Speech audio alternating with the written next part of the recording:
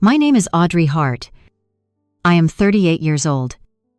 And until the Tuesday morning, I picked up the wrong phone. I believed I knew exactly what kind of man I had married. Daniel and I had been together for 13 years and married for 11. We lived outside Richmond, Virginia, in a brick colonial with a Japanese maple near the front walk and a kitchen. We had spent 6 months renovating because Daniel insisted the original cabinets made the house look cheap. We had no children. For years, we told people that was a mutual decision. Something practical and modern. The truth was more complicated. We had tried. There had been appointments, tests, one failed round of fertility treatment, and then a quiet agreement never to discuss it again because every conversation turned into blame. Daniel traveled constantly for his job as a regional development director for a medical equipment company. I worked as a commercial interior designer, mostly on hospitals, schools, and office buildings. I was used to measuring spaces, noticing inconsistencies, and understanding that the strongest structures were the ones whose hidden systems worked even when no one admired them. That morning, I was already late. Daniel had left his phone charging beside mine on the kitchen island. We used the same black case because he had ordered two after telling me the leather one I liked looked too feminine. I was carrying coffee, my laptop bag, a fabric sample binder, and a set of rolled plans. I grabbed the wrong phone without looking and rushed out. I realized the mistake at the first red light. The lock screen showed a photograph I had never seen. Not us. Not his company logo. Not the mountain landscape he usually used.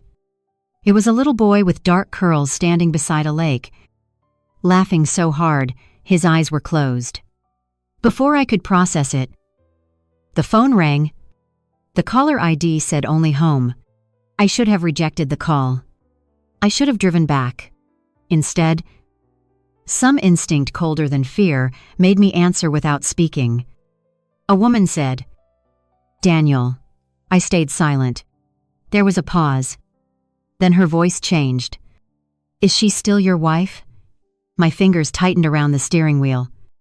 The traffic light turned green. Someone honked behind me. I pulled into the parking lot of a closed pharmacy and stopped the car. The woman kept talking.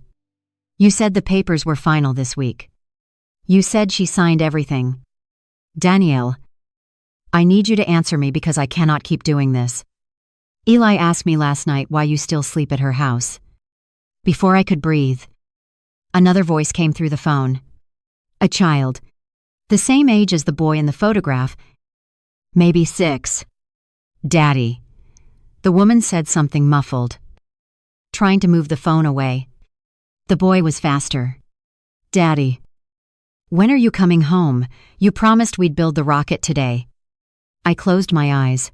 There are moments when the mind protects itself by becoming almost painfully precise. I noticed the tiny chip in my windshield. I noticed the green pharmacy cross reflected in the glass. I noticed that my coffee lid had leaked one brown drop onto my cream trousers. I noticed all of it because noticing the ordinary things was easier than understanding that a child had just called my husband Daddy. I still did not speak. The woman exhaled. "I know you're angry. Fine, but you need to pick up the deed packet from the house before Friday." The lender moved the closing. "And if Audrey is still legally your wife, tell me now because I am not signing anything else until I see the divorce decree myself." My own name coming through the speaker made my stomach turn. Then she gave him an address. I memorized every number. She ended with, "We love you. Just fix this." The call disconnected. I sat in that parking lot for 11 minutes. I did not cry. I did not call my sister. I did not call a lawyer. I did not call Daniel. I opened his phone. The passcode was our wedding date. That was the first cruelty of the morning. The second was that it worked. I searched recent messages. Most were deleted. His photo library looked ordinary, except for a hidden album protected by Face ID. which I could not open. But the call history told a story all by itself. Home had called him almost every day. There were school numbers from a county 2 hours away, a pediatric dentist, a mortgage company, a restaurant in Charlottesville, a property management office. Contacts saved under initials. One called R. M. Another called Lane.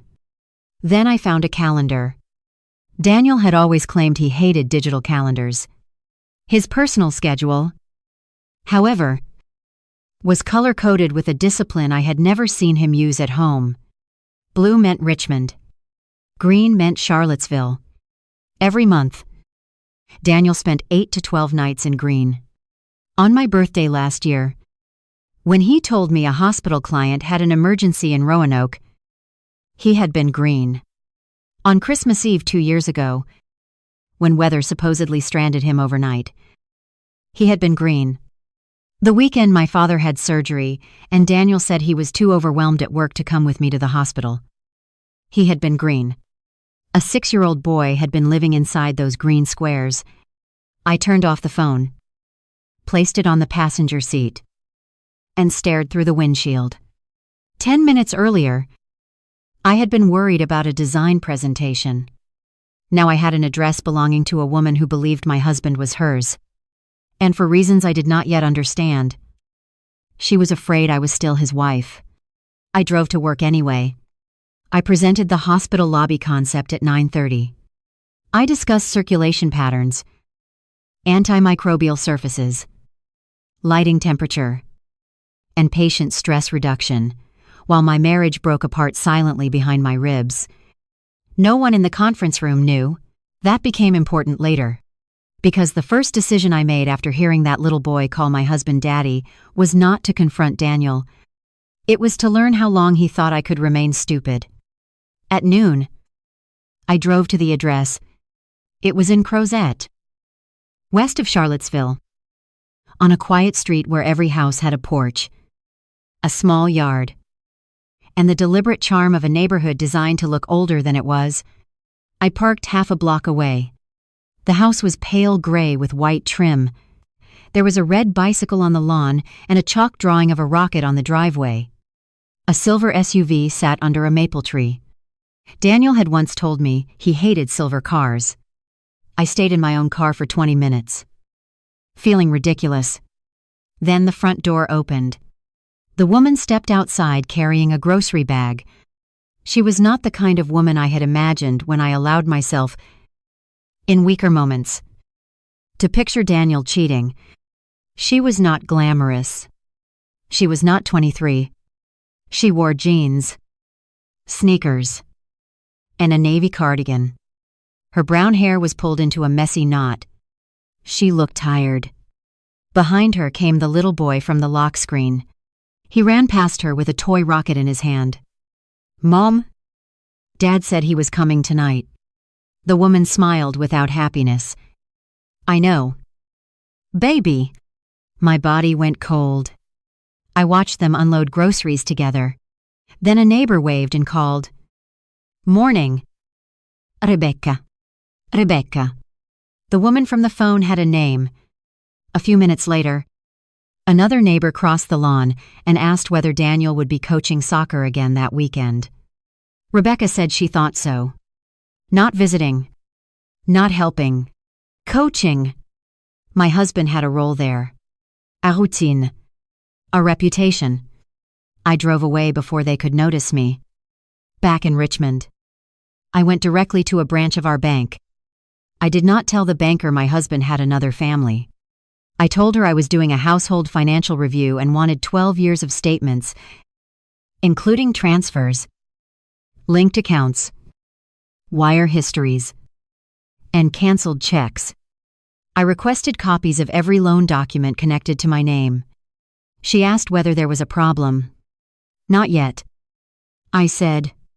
That afternoon, I called a certified public accountant named Priya Shah. Priya had worked with my design firm on a fraud case involving a subcontractor who billed 2 projects for the same materials. She was methodical, skeptical, and incapable of being impressed by expensive suits. I trusted her because 3 years earlier, she had looked at a vice president who earned 6 times her salary and told him, "Your confidence is not documentation." I told her I needed a personal audit. She asked one question, "Are you safe?" I almost said yes automatically. Instead, I said, "I don't know." She moved our meeting to that evening. I returned home at 6. Daniel was in the kitchen making pasta. That detail nearly broke me. He stood at the stove in the blue shirt I had bought him, stirring tomato sauce, humming under his breath like a man whose only secret was that he had added too much garlic. He looked over his shoulder. "You took my phone." I set it on the counter. I realized at a red light. "Anything exciting happen?" His voice was casual. I looked at him. That was the moment I understood how practiced he was. He was not nervous because he had spent years learning how to move between realities without carrying one into the other. I had 3 missed calls. I said, "You should probably check them." He picked up the phone. For less than a second, his face changed. Then he smiled. "Work." "Of course." He studied me. "Why are you home late?" "Client revision." He kissed my cheek. I let him. That was one of the hardest things I have ever done. We ate dinner across from each other. Daniel talked about a hospital expansion in Norfolk. He complained about traffic. He asked whether I had mailed his mother's birthday card. He told me he might need to travel Wednesday night. Where Charlottesville? I took a sip of water. What for a new account? He did not blink. Neither did I. After dinner, he showered. I went into his office and looked at the framed photograph from our wedding. Daniel had one hand on my waist. I was looking at him like I had already found home. Behind the frame, taped to the back, was a small brass key. I had never noticed it before. I left it exactly where it was. At 9:30. I told Daniel I was tired and went to bed. At 10. I heard the garage door. At 10:05. His car left the driveway. At 10:10. Priya texted me. "I am outside." I met her at a 24-hour diner 3 miles away. She brought a laptop and 3 yellow legal pads. I brought 12 years of marriage and no idea which parts had been real. Priya began with the rules she used in every fraud investigation. "We do not start with the person," she said. "We start with the pattern." She loaded my bank files into a spreadsheet. Daniel and I had one primary joint checking account, 2 savings accounts, a brokerage account, and separate retirement plans. My design income went into the joint account. Daniel's salary did too. At least, I believed it did. Within 40 minutes, Priya found the first anomaly. Daniel's deposits were lower than the compensation shown on the tax returns we filed jointly. "Bonuses?" I asked. "Maybe. Or a second, direct deposit." She traced repeated transfers disguised as business reimbursements. Every other Friday. Between $2, $204. $800 moved from our joint account to a company called Lantern Ridge Services. I had seen the name before. Daniel told me it handled medical conference logistics. Priya searched Virginia corporate records. Lantern Ridge had no employees. Its registered mailing address was a post office box in Charlottesville. The organizer was Rebecca Lane. I stared at the screen. Hair. Priya did not ask how I knew. She kept going. Over 6 years, $287. 600 had left our household accounts for Lantern Ridge. Some of it returned in smaller amounts. Most did not. Mortgage payments from a lender in Albemarle County appeared 3 days after several of the largest transfers. Tuition payments to a private elementary school followed others. A pediatric clinic. A furniture store. A family photography studio. A jewelry shop. The ordinary expenses of a life. His other life, The number itself hurt less than the pattern. $287,000 was abstract. A $146 payment to a children's dentist was not. That was a father paying for his son's teeth with money I thought we were saving for our future. Priya kept scrolling. This is only what came directly from joint accounts, she said. She found a second checking account at another bank in Daniel's name. It had been funded by bonus deposits. The account had never appeared in the financial summaries Daniel gave me when we discussed retirement. Then she found a home equity line. My house. Our Richmond home had been purchased 6 years into the marriage. I had put down most of the deposit from money my mother left me. Daniel and I were both on the title. Someone had opened a $210,000 line of credit against it 18 months earlier. I had never signed a home equity application. Priya turned the laptop toward me. Is this your signature? The image looked like mine. Almost. The A in Audrey curved wrong. The final T in Hart crossed too high. No. Priya leaned back. Then this is no longer only infidelity. I felt something in me become still. How much did he draw? $184,000. Where did it go? She traced 3 transfers. The first went to Lantern Ridge. The second went to a title company in Charlottesville. The third went to a commercial escrow account. Your husband is not just supporting another household, Priya said. He is building something. What I need more records. I gave her everything I had. Around midnight, Daniel texted me. Client dinner ran late. Staying near Charlottesville. Love you. I showed Priya. She looked at the address of Rebecca's house on my phone, then at me. Do not answer tonight. I did not. The next morning, Daniel sent a photograph of a hotel breakfast. Coffee. Eggs. A newspaper. The hotel logo was visible on the napkin. He was good. But he had made one mistake. The weather in the photograph was bright.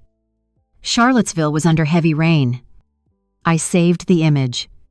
At 11. My phone rang from an unknown number. I answered. Audrey Rebecca.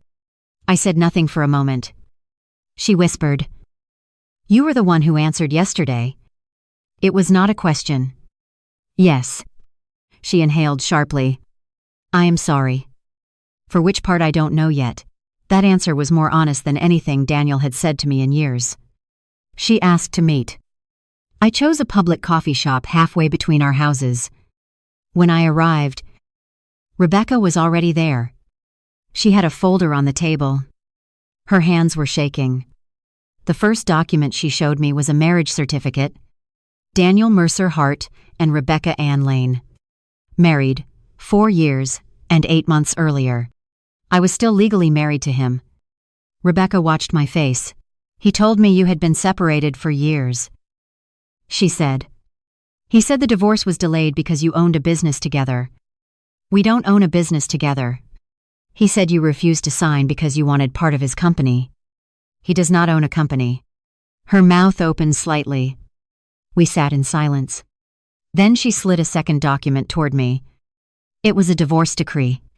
My name was on it. Audrey Mercer Hart. The decree stated that Daniel and I had divorced in Henrico County 5 years earlier. The judge's signature was fake. The case number belonged to a completely unrelated custody dispute. My husband's entire second marriage rested on a forged document claiming I had already stopped being his wife. Rebecca began crying. Not dramatically. Quietly. I checked. She said. Before I married him. I checked. He gave me the decree. I searched the case number online, and there was a court record. I did not know it was a different case, because the public page only showed the number and filing date. I looked at the woman I had expected to hate. She was not my replacement. She was evidence, and I was hers. Rebecca told me how Daniel entered her life. They met at a fundraising conference in Charlottesville nearly 7 years earlier. He told her he was separated. He said his wife lived in Richmond and refused to let go. He described me as controlling. Career obsessed. Emotionally cold. I almost laughed when she said that. At home, Daniel regularly accused me of being too emotional. Rebecca had been 28 then. Recently divorced. Raising her infant nephew after her sister died from an overdose. Eli was not biologically hers. That stopped me. The little boy, my nephew. She said, I adopted him. Daniel had legally adopted him too, 2 years after their wedding. Or tried to. Rebecca did not know whether that adoption could survive the fraud surrounding their marriage. Her fear shifted from herself to the child. That was when the conversation changed. Until then, we were two women comparing wounds. After that, we became two adults, protecting a 6-year-old from a man who had built his identity out of forged paper. Rebecca showed me photographs. Daniel holding Eli at kindergarten orientation. Daniel wearing a Santa hat. Daniel painting the boys' bedroom. Daniel standing beside Rebecca in front of the gray house on closing day. I recognized the watch I gave him for our 10th anniversary. In their Christmas photograph, he wore the sweater. My mother knitted him before she died. There are betrayals so intimate they become almost absurd. A man can steal hundreds of thousands of dollars from you, and somehow the sweater hurts more. Rebecca's voice broke. I thought the money was his. What money? The house. He paid most of the down payment. He said he sold stock from before your marriage. I thought about the $184,000 drawn against our Richmond home without my permission. How much? $160,000. The room seemed to narrow. What about Lantern Ridge? She looked confused. That's my company. What does it do? Nothing now. I registered it when I was freelancing in event planning. Daniel asked if he could use it to route reimbursements because his employer's accounting software had trouble with vendors. I thought it was temporary. Did you know almost $300,000 from my joint account passed through it? Her face emptied. No.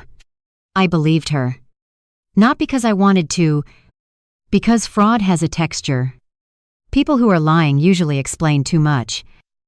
Rebecca stopped explaining entirely. She opened her banking app and pushed the phone toward me. Daniel had access to the Lantern Ridge account. Rebecca had not logged into it in 8 months. She thought it held less than $5,000. It held $38,000. There had been hundreds of transactions she did not recognize. Do not move anything, I said. She looked at me sharply. Why? Because if he is using it to hide money, the pattern matters. Who are you? The question almost made me smile. Commercial designer. No. I mean, how are you? This calm. I am not calm. I folded my hands to stop her seeing them shake. I am scheduled. That was the first time Rebecca laughed. It lasted maybe 2 seconds. Then she cried harder. I waited. When she could speak again, she told me Daniel had planned an anniversary trip with her for the following weekend. My anniversary with him was 3 weeks later. He apparently celebrated 2 versions of the same marriage.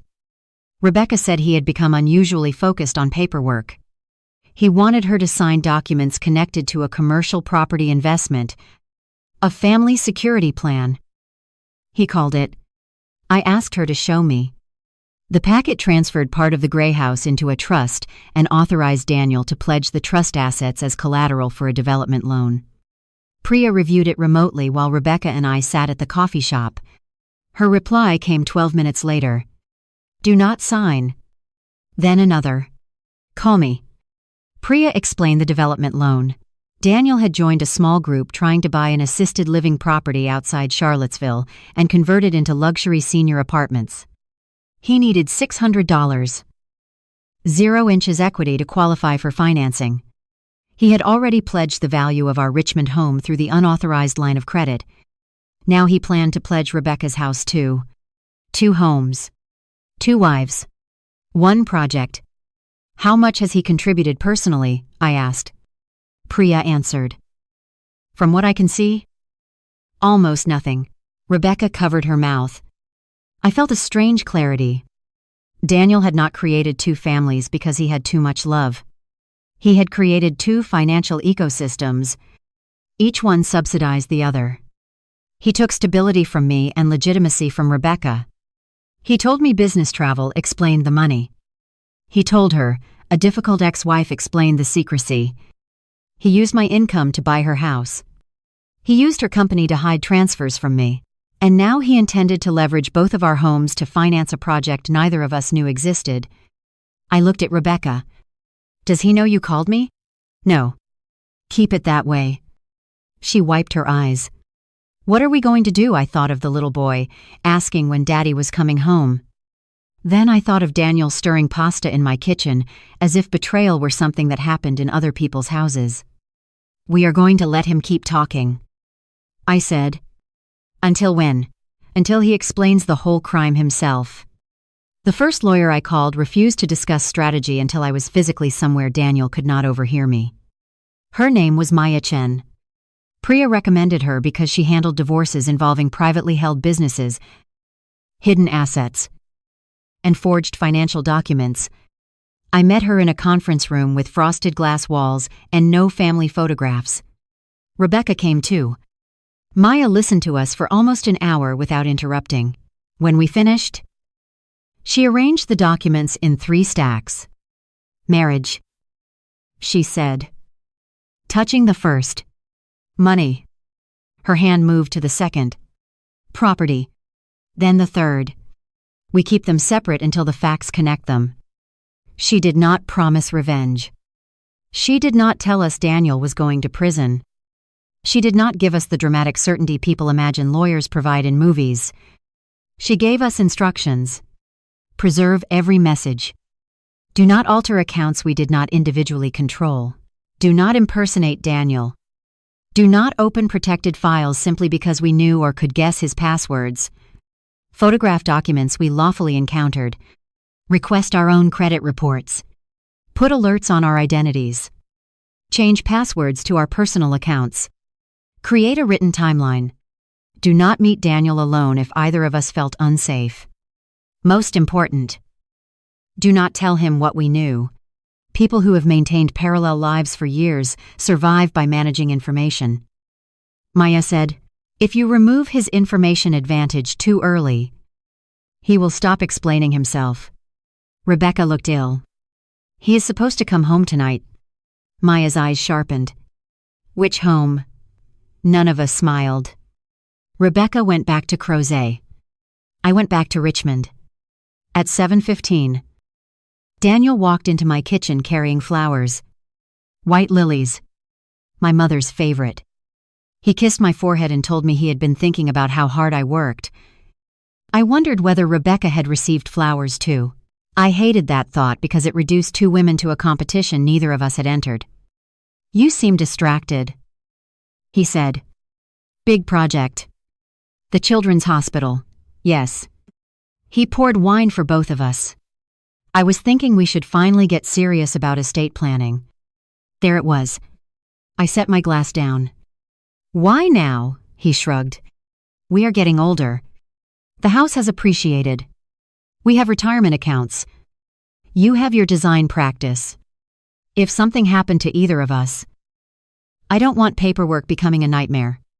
He said it beautifully. Concerned husband. Responsible adult.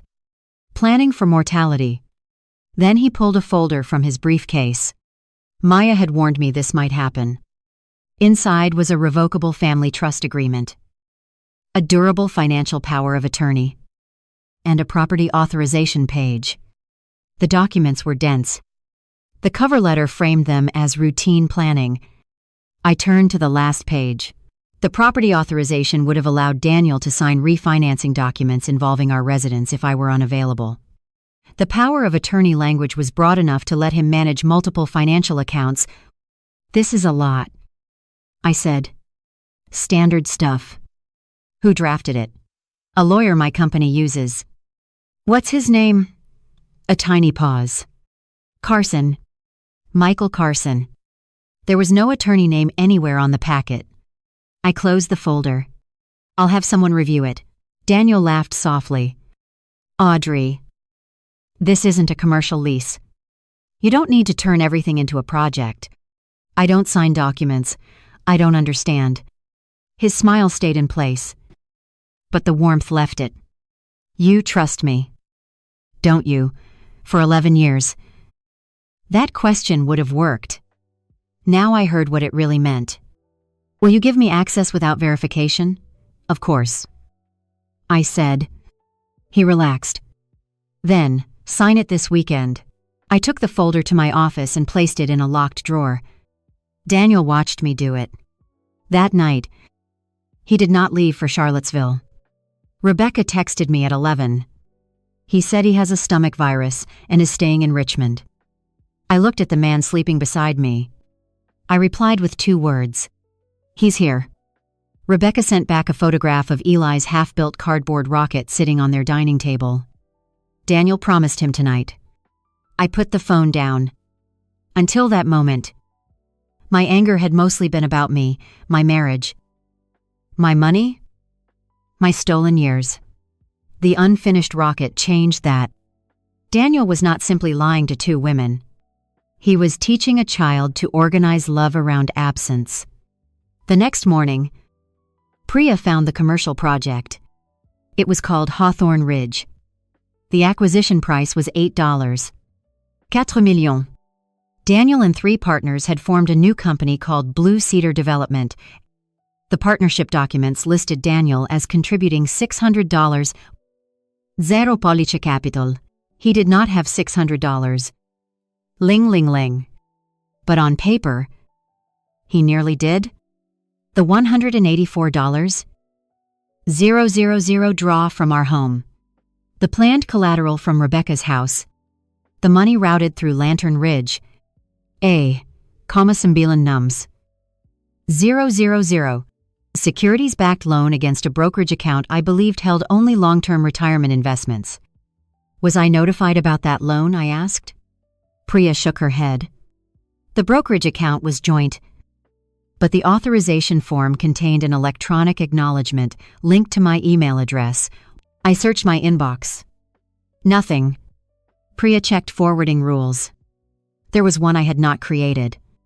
Any email containing the words collateral, margin, authorization, home equity, or Blue Cedar had been automatically forwarded to an address I did not recognize and moved into an archive folder.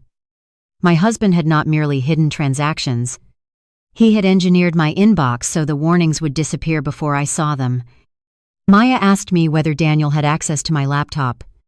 For years, changed the password. Today, I did. That evening, Daniel noticed. Why can't I get into your computer? I was standing at the bathroom sink, removing makeup. The firm's security consultant required password resets. Since when? Since a subcontractor's system was breached. He leaned against the doorframe. You could have told me. I looked at him in the mirror. Why? He smiled. But I saw the calculation behind it. No reason. For the next 3 days, he became almost aggressively attentive. He cooked. He brought coffee to my desk. He suggested a weekend away. He asked whether I had been feeling stressed. While pretending to look for a charger, he opened the drawer where I had placed the trust documents. I had moved them that morning. He found nothing. His expression changed only for a second. But I saw it. People think confrontation is the most dangerous point in a deception. It is not. The most dangerous point is when the liar suspects you know, but cannot determine how much. On Friday, Rebecca called me from a grocery store parking lot. He asked me for the trust packet. What did you say that the notary was unavailable? Did he believe you? No. She was breathing too fast. He asked whether I had been talking to anyone. Then he asked whether I had called you. My hand tightened around the phone. What did you say? I laughed. I told him I would rather call a snake. Despite everything, I laughed too. Rebecca continued. Then he said something weird. He said, Audrey wouldn't understand any of this anyway. There it was. Not denial. Not outrage that two supposedly separate women might communicate. Assessment. Daniel was testing the perimeter. Maya accelerated the plan. She filed a confidential request for certified copies of the actual court record Daniel had used to support the fake divorce decree. She sent preservation notices to the bank and brokerage company concerning disputed signatures. Priya prepared a forensic tracing schedule. Rebecca requested transaction histories for Lantern Ridge and her mortgage. I pulled my credit report. That was where we found the next layer. There was a business credit card in my name. Limit. 75. Ling. Balance, $61. 480. I had never applied for it. The card was issued to Blue Cedar Development. Purchases included architect retainers and Relocitect retainers. Purchases included architect retainers. Zoning fees. Expensive dinners. Hotel stays. And a $9. $600 payment to a luxury travel company. Rebecca recognized the travel company. That's our anniversary trip. She stared at me as soon as she said it. Not your trip. Our trip. Her romantic vacation had been charged to credit opened under my identity. I expected jealousy. What I felt was exhaustion. Daniel had somehow made every intimate gesture into accounting fraud. Flowers. Houses. Vacations.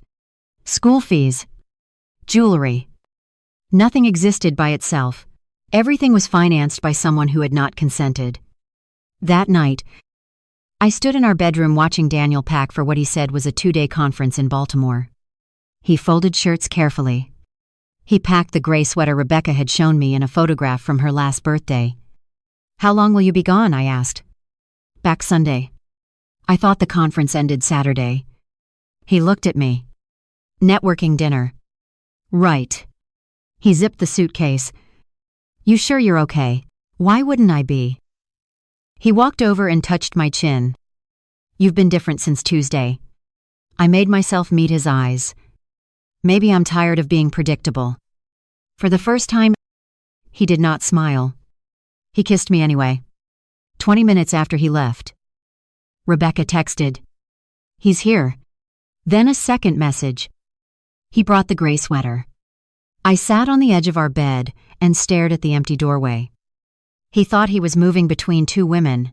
He did not know the women were now comparing notes in real time. Rebecca did not confront him that weekend. She did something much harder. She let him be a husband. She sent me short updates only when she was alone. He made pancakes for Eli Saturday morning. He took the boy to soccer. He fixed a loose cabinet hinge. He kissed Rebecca in the kitchen. He complained that his ex-wife was being difficult about property documents and said the delay was threatening a major investment at 11:40 Saturday night. Rebecca sent me one sentence. He said, "You are having memory problems." I read it twice. Then another message arrived. He said that is why the divorce took so long. Daniel had found a new use for my existence. When I was useful, I was a wife. When I was inconvenient, I was unstable.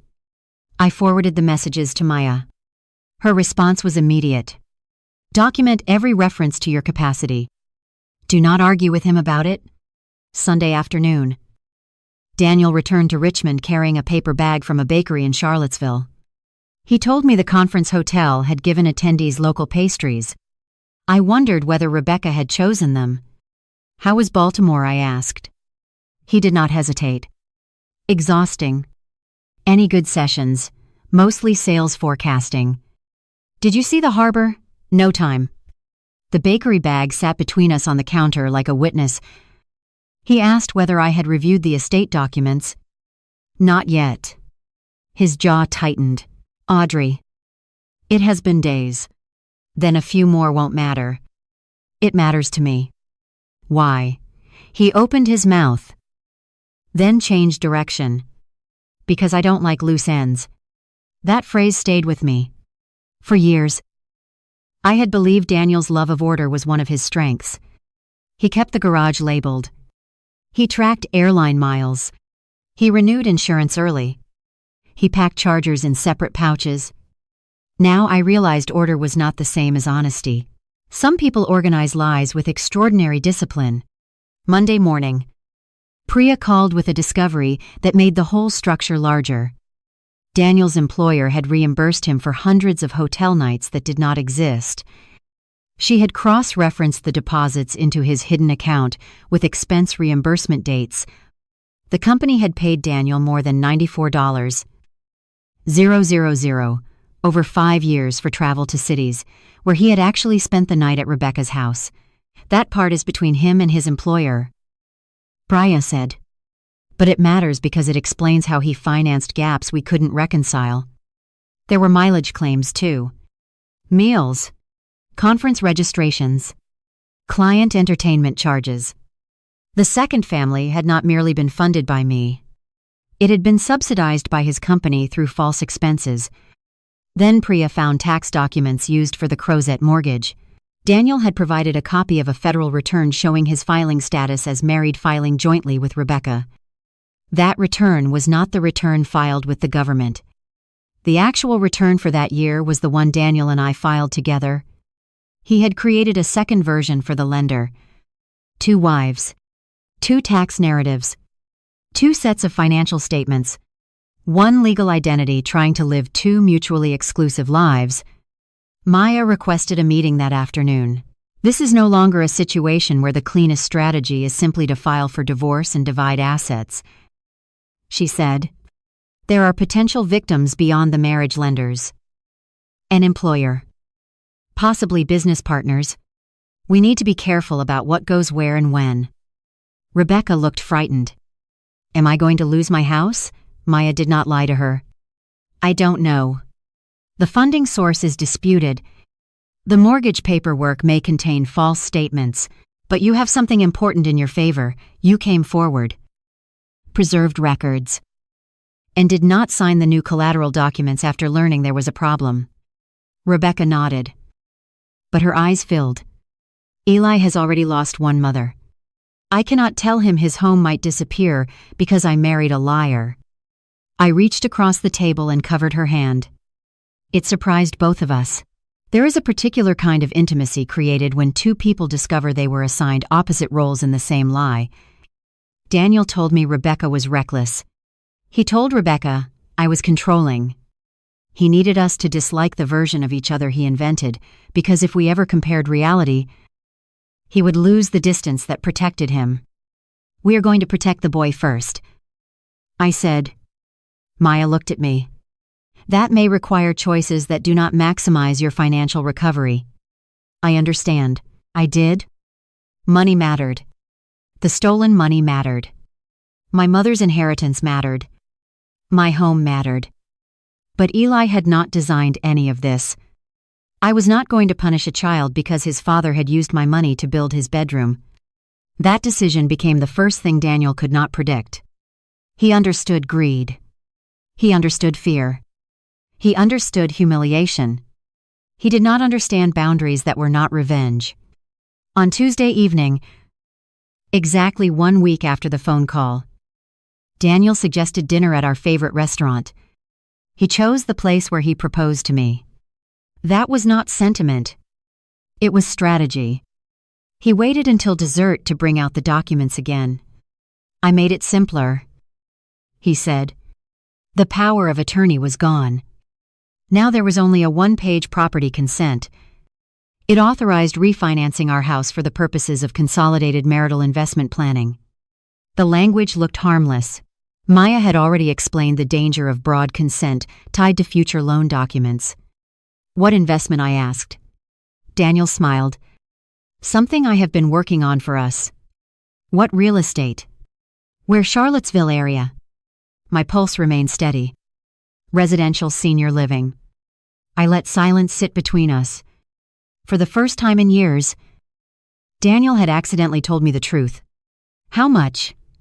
Nothing reckless. We would use equity strategically. How much equity? His smile thinned.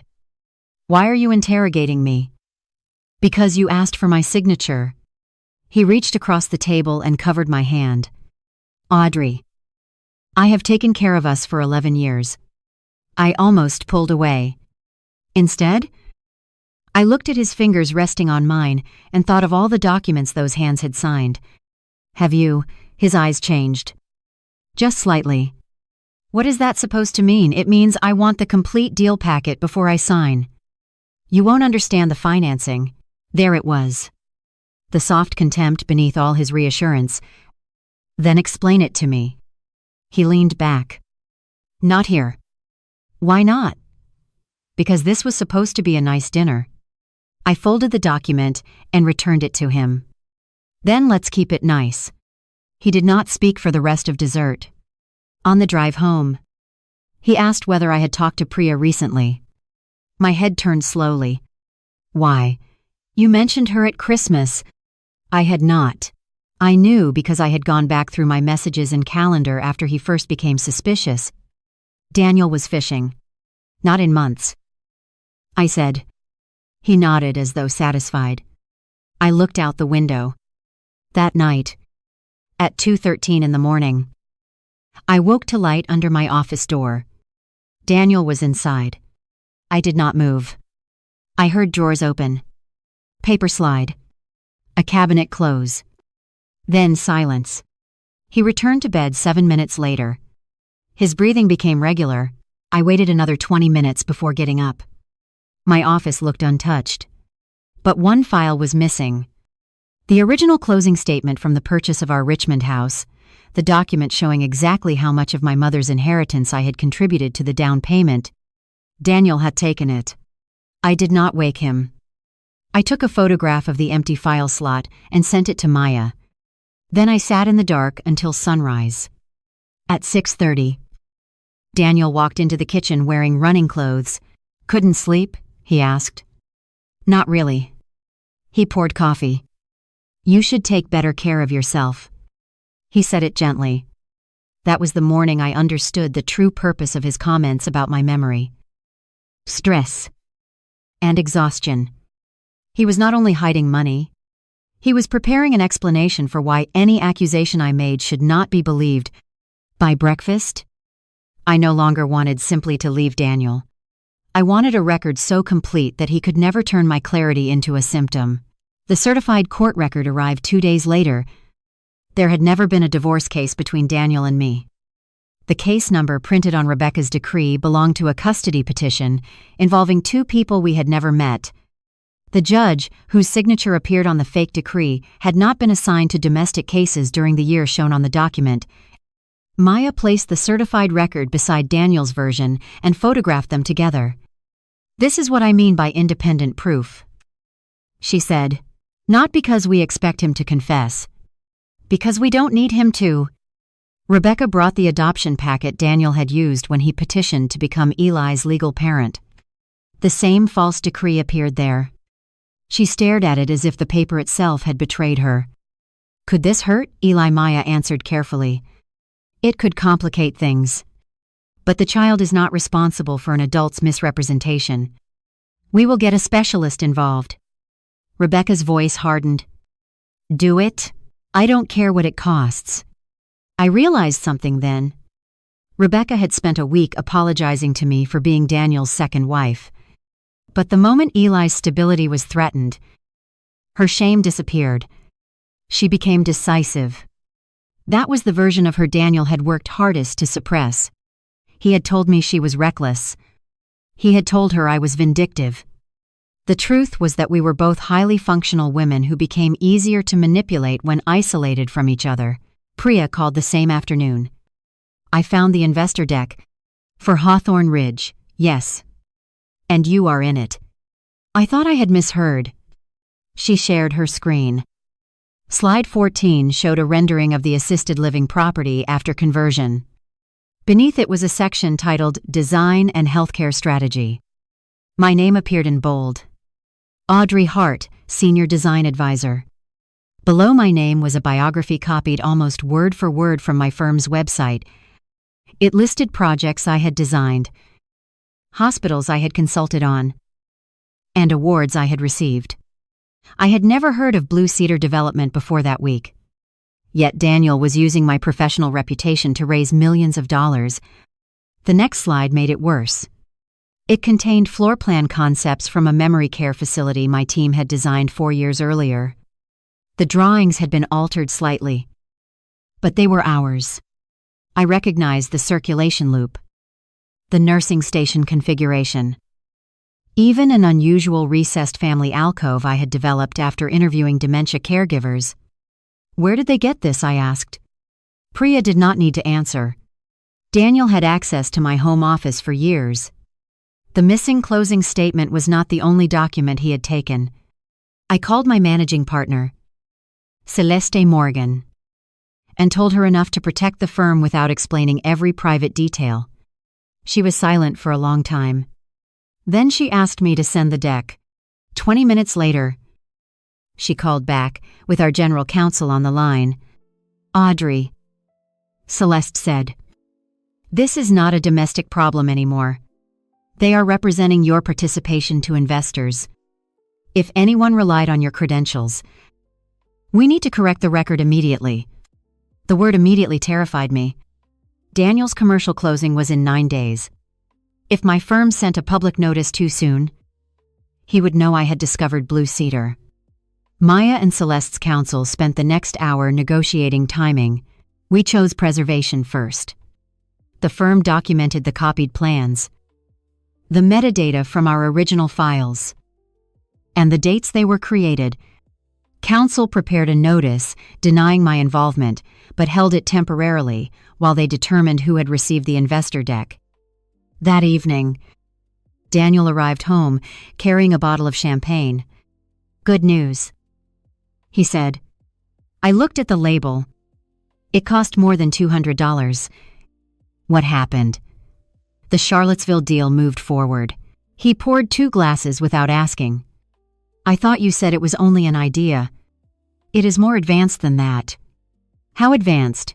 He smiled as if deciding how much truth I deserved. Closing next Friday. I raised the glass but did not drink. Congratulations. Daniel leaned against the counter. I knew you'd come around. Come around to what? Supporting me. The confidence of that answer fascinated me. He had forged my signature, used my home equity, copied my firm's designs, and listed me as an advisor without permission. In his mind, my silence was support. What happens after closing? I asked. We start construction. And the house, his gaze sharpened. What house? Ours. You said you were using equity. He recovered quickly. Temporary bridge financing. How much, Audrey? Don't turn this into an audit. I smiled faintly. I thought married people discussed debt. He took a long drink. This is why I handle the money. You get anxious when you see large numbers. I had spent 15 years presenting 7-figure construction budgets to hospital boards. Daniel knew that. He needed to believe it was different because the numbers were his. He put his glass down and moved closer. Sign the consent this weekend. After closing, everything changes for us. How freedom. The word sounded almost sincere. Later.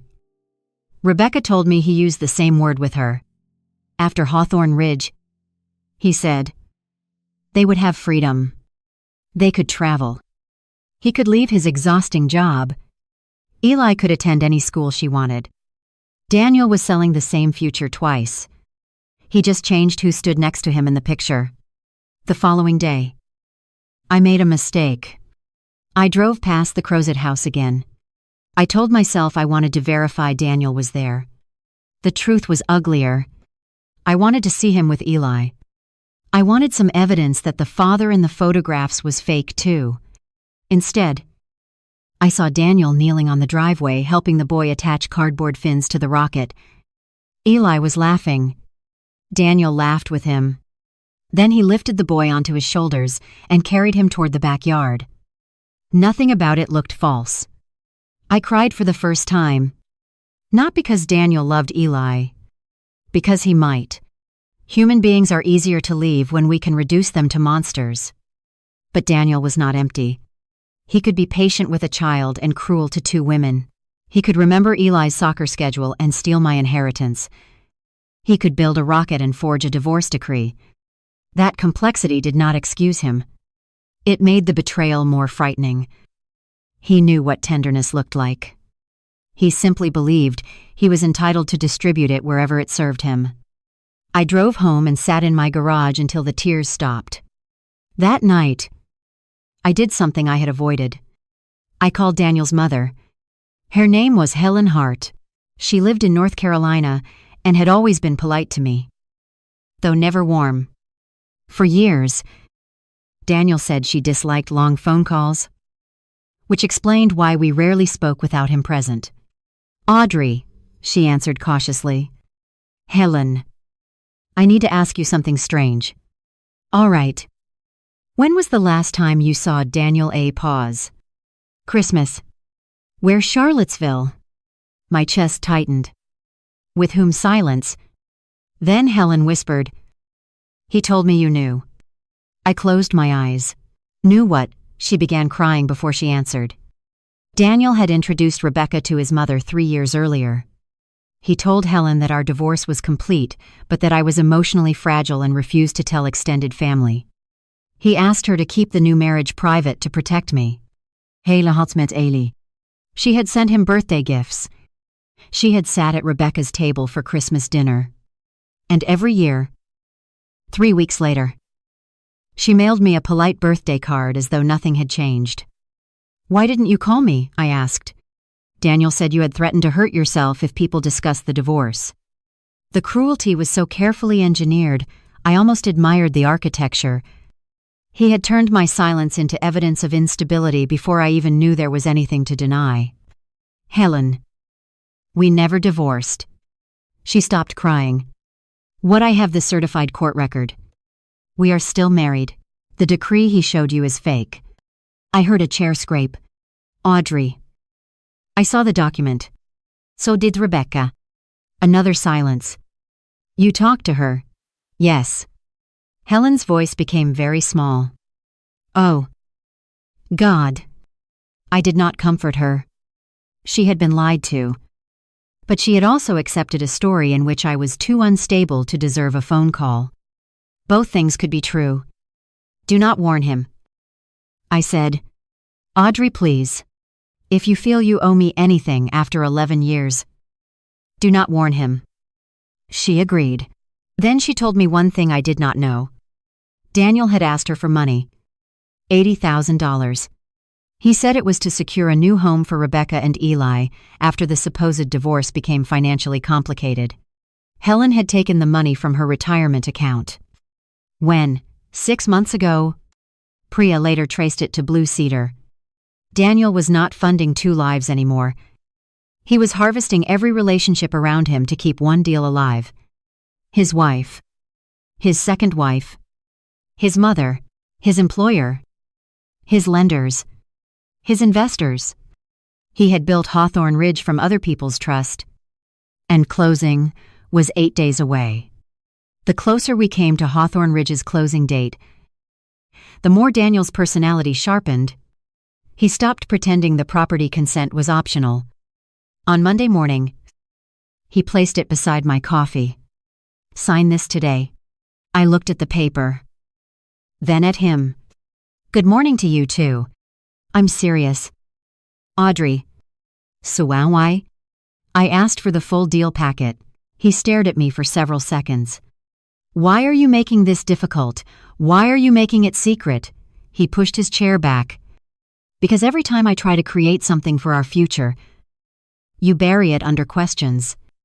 Questions like how much debt we are taking on. Questions like whether you trust your husband." His voice rose on husband. For one dangerous second, I almost said which wife. Instead, I buttered toast. "Send the packet to my attorney." He froze. "Your attorney?" I made myself look bored. "The firm has outside counsel who reviews personal investment documents for partners. It's a benefit." "Since when do you have an attorney?" "Since I became a partner." That was true enough to survive inspection. Daniel stood. Forget it. He snatched the document off the table. I was trying to include you. Then include me by telling me the truth. He walked out without answering.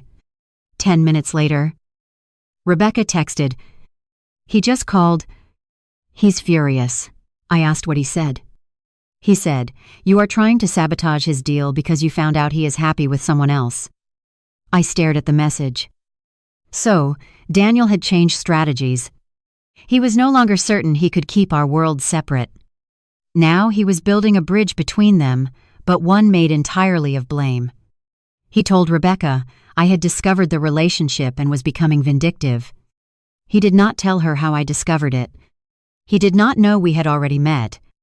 "What did you say?" I asked. Rebecca replied, "I asked whether you knew we were married." He said yes. Then another message. He said you were the one who insisted we never meet. I leaned back in my office chair and laughed once. It was not amusement. It was disbelief at the efficiency of his invention. Daniel could create a new past faster than most people could remember the real one. Maya asked Rebecca to write down the conversation immediately, while the wording was fresh. Then Helen called me. She had searched old messages from Daniel. There were years of them. One from the week before he married Rebecca read, "Audrey finally agreed to keep things civil. She doesn't want family involved. Please respect her privacy." Another. 6 months later, "Don't mention Rebecca if Audrey calls. She's having a hard time accepting the divorce." A year after that, Audrey is doing better, but still obsesses over what I do with my money.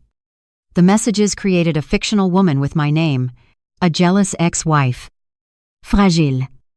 Controlling. Financially dependent. Meanwhile, the real Audrey Hart was paying half the mortgage, depositing a 6-figure salary into a joint account, and cooking Thanksgiving dinner for the man, telling his mother I no longer lived with him. "I should have called you," Helen said. Yes. She went quiet. I could have softened it. I did not. She needed the truth too. "I am sorry," she whispered. "Then help us preserve the messages." She did. Tuesday brought another piece. Priya had reconstructed Blue Cedar's capitalization table. Daniel's supposed $600. 000. Contribution consisted of 7 sources. $184,000 from the disputed home equity line on our Richmond house, $160,000 attributed to the Crozet house, $80,000 from Helen, $96,000 borrowed against the joint brokerage account, $38,000 sitting in Lantern Ridge, $27,000 from Daniel's hidden bonus account, $15,000 from a credit line attached to Rebecca's personal credit. Daniel's actual unencumbered cash contribution was less than $10,000. He was about to call himself a developer, using capital extracted from 3 women and a child-centered household. Then Priya showed me the personal guarantee. It listed assets supporting Daniel's obligation. Richmond residence estimated equity $410. Ling, ling, ling. Crozet residence estimated equity $275. Ling, ling, ling. Hart Design Partnership interest estimated value $620. Ling, ling, ling. I stared at the third line. He cannot pledge my partnership interest. Correct. He knows that. Apparently he thinks he can make someone believe he has authority. The estate planning documents made sense now. The broad power of attorney. The property consent. The missing closing statement. Daniel was trying to build paperwork that could be waived at a lender long enough to create the appearance of consent. He did not need the documents to survive a lawsuit forever. He only needed them to survive closing day. Once millions of dollars moved and multiple entities acquired interests, unwinding everything would become slower, more expensive, and more confusing. He was betting on complexity. Maya called it creating a mess and then charging everyone else the cost of cleaning it. Our strategy changed. Instead of confronting Daniel before closing, Counsel for my design firm sent a confidential notice to the lender's compliance department stating that I had not authorized any use of my partnership interest, designs, or professional credentials in connection with Blue Cedar. Maya separately notified the bank handling the disputed home equity line that I contested the signature and requested preservation of the application records. Rebecca notified her mortgage lender that she would not authorize new collateral without independent counsel. None of us accused Daniel publicly. We simply removed the permissions he had invented. For the first time, his system began to fail quietly. Wednesday afternoon. Daniel called me at work. "Did you contact Hartwell Bank?" His voice was flat. I looked through the glass wall of my office at my team, discussing fabric samples. Why? They delayed a verification. What verification? Audrey. Daniel. Silence. Then he laughed. "You know what? Forget it. We will talk tonight." He hung up. I immediately called Maya. She told me not to go home alone. That sentence frightened me more than anything Daniel had done so far. Not because he had hit me. He never had. Because I realized I had been using the absence of physical violence as proof I was safe while ignoring every other form of control around me. Celeste drove home with me. She waited in her car across the street while I entered. Daniel was in the living room. No television. No music. The unsigned property document lay on the coffee table. "Sit down," he said. I remained standing. Why? Because we need to stop pretending. My heart struck once. Hard. Had Rebecca told him? He gestured toward the document. "You have been talking to someone about my deal. Your deal affects my house. Our house. Then why did you open a credit line without telling me?" The question escaped before I could stop it. Daniel's face became completely still. I knew instantly I had shown too much. "What credit line?" he asked. We both understood the performance had changed. I picked up my bag. "I am not doing this tonight." He stepped between me and the door. He did not touch me. He did not need to. "Who have you been talking to?" "Move." "Audrey." "This can still be fixed." "Move." His eyes searched mine. "Did Rebecca call you?" There it was. I said nothing. He smiled slowly. "She did." I still said nothing. "You have no idea what she is like." He said. "She is unstable. She has been threatening me for months." The same word. Unstable. He gave it to every woman who became difficult to control. "Move away from the door." Daniel. He did. Not because I persuaded him. Because he saw Celeste standing on the sidewalk through the window. He looked from her to me. The first real fear I had ever seen crossed his face. Not fear of losing me. Fear that the story had witnesses now. I walked out. I did not sleep at home again. That night. From a hotel room, booked under my own name, and paid from my own account. I received a message from Rebecca. He left here too. Daniel had lost both houses in one evening, but he still believed he could reach the closing table. Daniel's first counterattack arrived at 6:40 the next morning. Not by phone. By email. Subject: formal notice regarding marital property and business interference. He copied a lawyer I had never heard of. The message accused me of improperly contacting lenders associated with a legitimate investment, interfering with his business relationships, and removing myself from the marital residence without explanation. It also claimed I had become increasingly erratic over the previous several weeks. There was that word again. Erratic. Maya read the email once. "Good," she said. I stared at her. "Good," he put the narrative in writing. Now he has to live with it. She responded on my behalf and instructed Daniel to communicate through counsel regarding property or financial issues. Rebecca received a different message. Daniel told her Audrey had discovered their marriage and was trying to destroy them out of jealousy. He said he had been forced to stay in a hotel because I was making threats. He warned Rebecca that I might contact her lenders and told her not to speak to me under any circumstances. Then he wrote, "I have a plan to protect our house. Trust me 1 more week." Rebecca forwarded it to Maya. "He thinks we are still operating separately." She said, "Let him." That afternoon, a courier delivered an overnight envelope to Rebecca's house. Inside was a revised trust agreement. Her signature was already on it. She had not signed it. The signature looked good. Better than the one on my home equity application. Rebecca went white. "That is from the closing papers I signed when we bought the house." Maya compared the 2 documents. The signature had been copied exactly, including a tiny upward hook at the end of the E. Daniel was no longer asking permission. He was manufacturing it.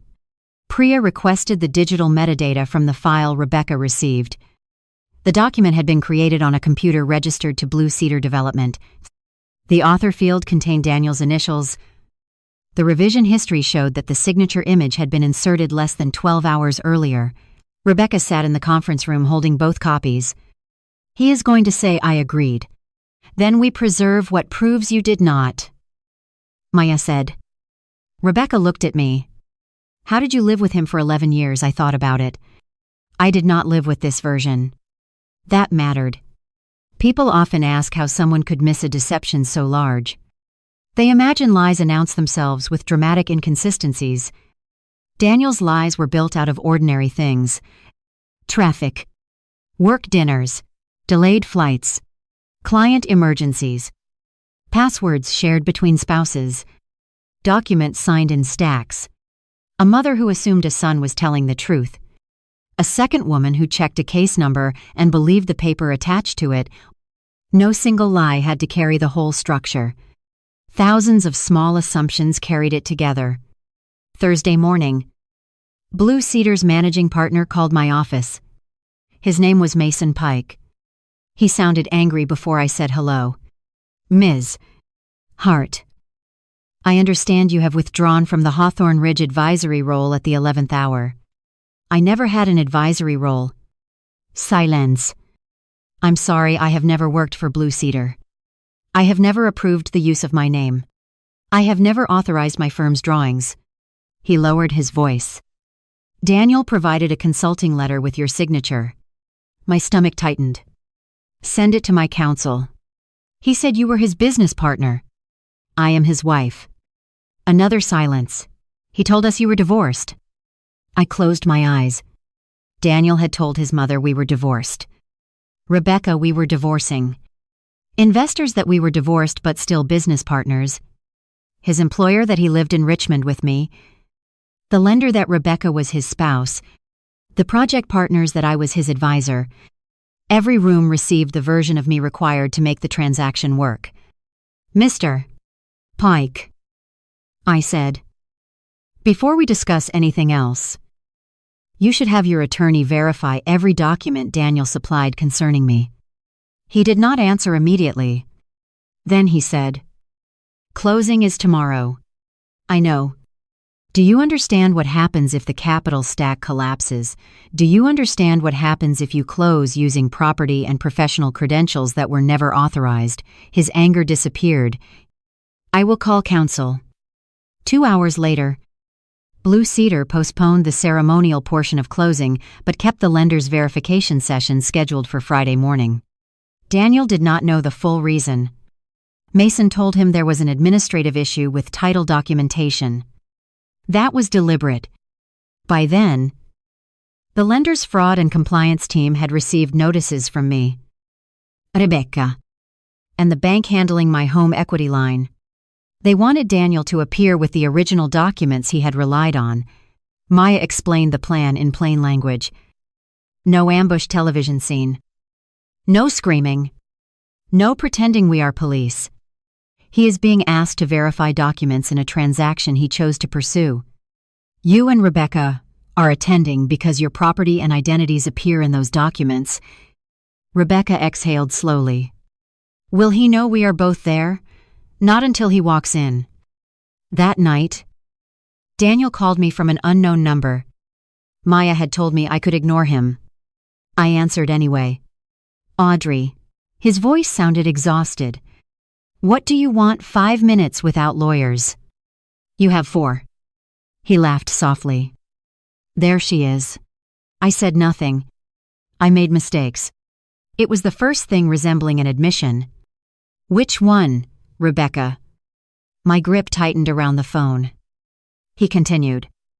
"It got out of control. I was lonely. We were failing. You were always working. We couldn't have children. I met someone who needed me.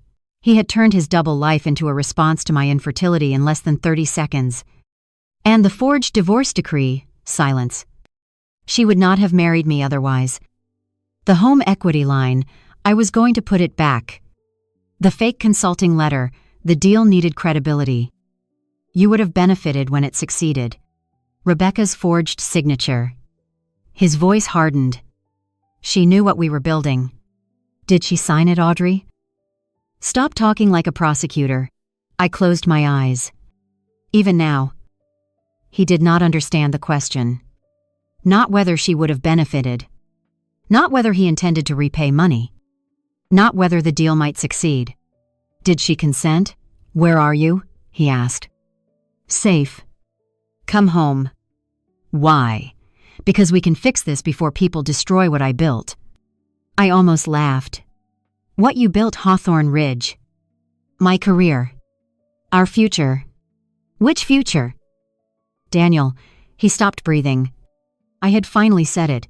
"Which house were you going to live in after closing? Which wife was going to stand next to you when you called yourself a developer? Which anniversary was real?" He whispered my name. "Audrey." Which family was the lie? He did not answer. That silence was the only honest thing he gave me that night. Then he said, "Rebecca told you everything." "No. The money did." I ended the call. 5 minutes later, Rebecca texted me. He called me. He says, "You are blackmailing him." Then another. He asked me to bring Eli and meet him at a hotel tonight. Maya told her not to go. Daniel sent 12 more messages. He promised her a fresh start. He accused her of betrayal. He reminded her that Eli called him Dad. He said the house could be lost if she did not cooperate. He said Audrey wanted to take everything. Rebecca read each message without responding. Finally, she wrote one sentence. "Eli is asleep. I am not discussing money tonight." Daniel replied immediately. "Then you are choosing her over your family." Rebecca stared at the screen. "He still thinks family means whoever obeys him." She said. Friday morning arrived gray and cold. I wore a navy suit. Rebecca wore black trousers and the same navy cardigan she had been wearing the first day I saw her. We met in the lobby of Hartwell Bank's regional office. Neither of us spoke much. At 9:03, the elevator doors opened. Daniel walked out beside Mason Pike and 2 other Blue Cedar partners. He was smiling. Then he saw me. The smile vanished. Then he saw Rebecca. For the first time since I picked up his phone, Daniel had nowhere to move without entering both of his lives at once. Daniel stopped walking. Mason Pike looked from me to Rebecca, and back again. "You know each other?" he asked. Daniel answered too quickly. "This is a private family issue." Rebecca's face changed. She had heard him call me unstable. Jealous. Impossible. Controlling. She had heard him promise her a future, but until that moment, she had never heard him reduce our entire reality to a scheduling inconvenience in front of business partners. "No," she said quietly. "It is a documentation issue." Daniel turned toward her. "Rebecca." She did not look at him. A bank compliance officer named Laura Medina stepped out of the conference room and invited everyone inside. There were more people than Daniel expected. 2 bank attorneys. Maya, counsel for my design firm, a representative from the title company. Mason's lawyer. Priya sat near the end of the table with a binder of transaction summaries. No one raised a voice. That made it worse for Daniel. His power had always depended on controlling the emotional temperature. If someone cried, he became reasonable. If someone got angry, he became calm. If someone accused him, he became wounded. There was no role for him in a room where everyone simply wanted documents to match reality. Laura began. Mr. Hart. Before the lender can continue reviewing the Blue Cedar facility, we need to resolve several conflicting representations in the file. Daniel sat down slowly. What representations? She opened a folder. Your application identifies Audrey Hart as a spouse and design advisor whose partnership interest supports the guarantee. A separate property schedule identifies Rebecca Hart as your spouse and co-owner of the Crozet residence. We also have 2 different documents relating to your marital status. Mason turned toward Daniel. 2 spouses. Daniel ignored him. Audrey and I are separated. Maya spoke for the first time. They are not divorced. Daniel looked at her. Who are you? Audrey Hart's counsel. His eyes flicked back to me. Laura placed a certified court record on the table. Beside it, she placed the divorce decree Daniel had supplied to Rebecca and later included in a Blue Cedar due diligence file. Mr. Hart, she said. Which of these documents do you represent as authentic? Daniel did not touch either one. This is ridiculous. The divorce had procedural issues. Maya's voice remained neutral. There was no divorce proceeding. That is not true. Then identify the court docket. He looked toward Mason, as though asking for rescue. Mason looked away. Laura moved to the next document. My home equity authorization. Ms. Hart disputes this signature. Daniel's face reddened. She knew about the line. Did she sign the application? We discussed it. Did she sign the application? He looked at me. I did not help him. Laura moved on. Rebecca's trust agreement. Ms. Lane disputes this signature. Daniel snapped. She is my wife. We make financial decisions together. Rebecca finally looked at him. Did I sign it? His jaw tightened. You agreed to the project.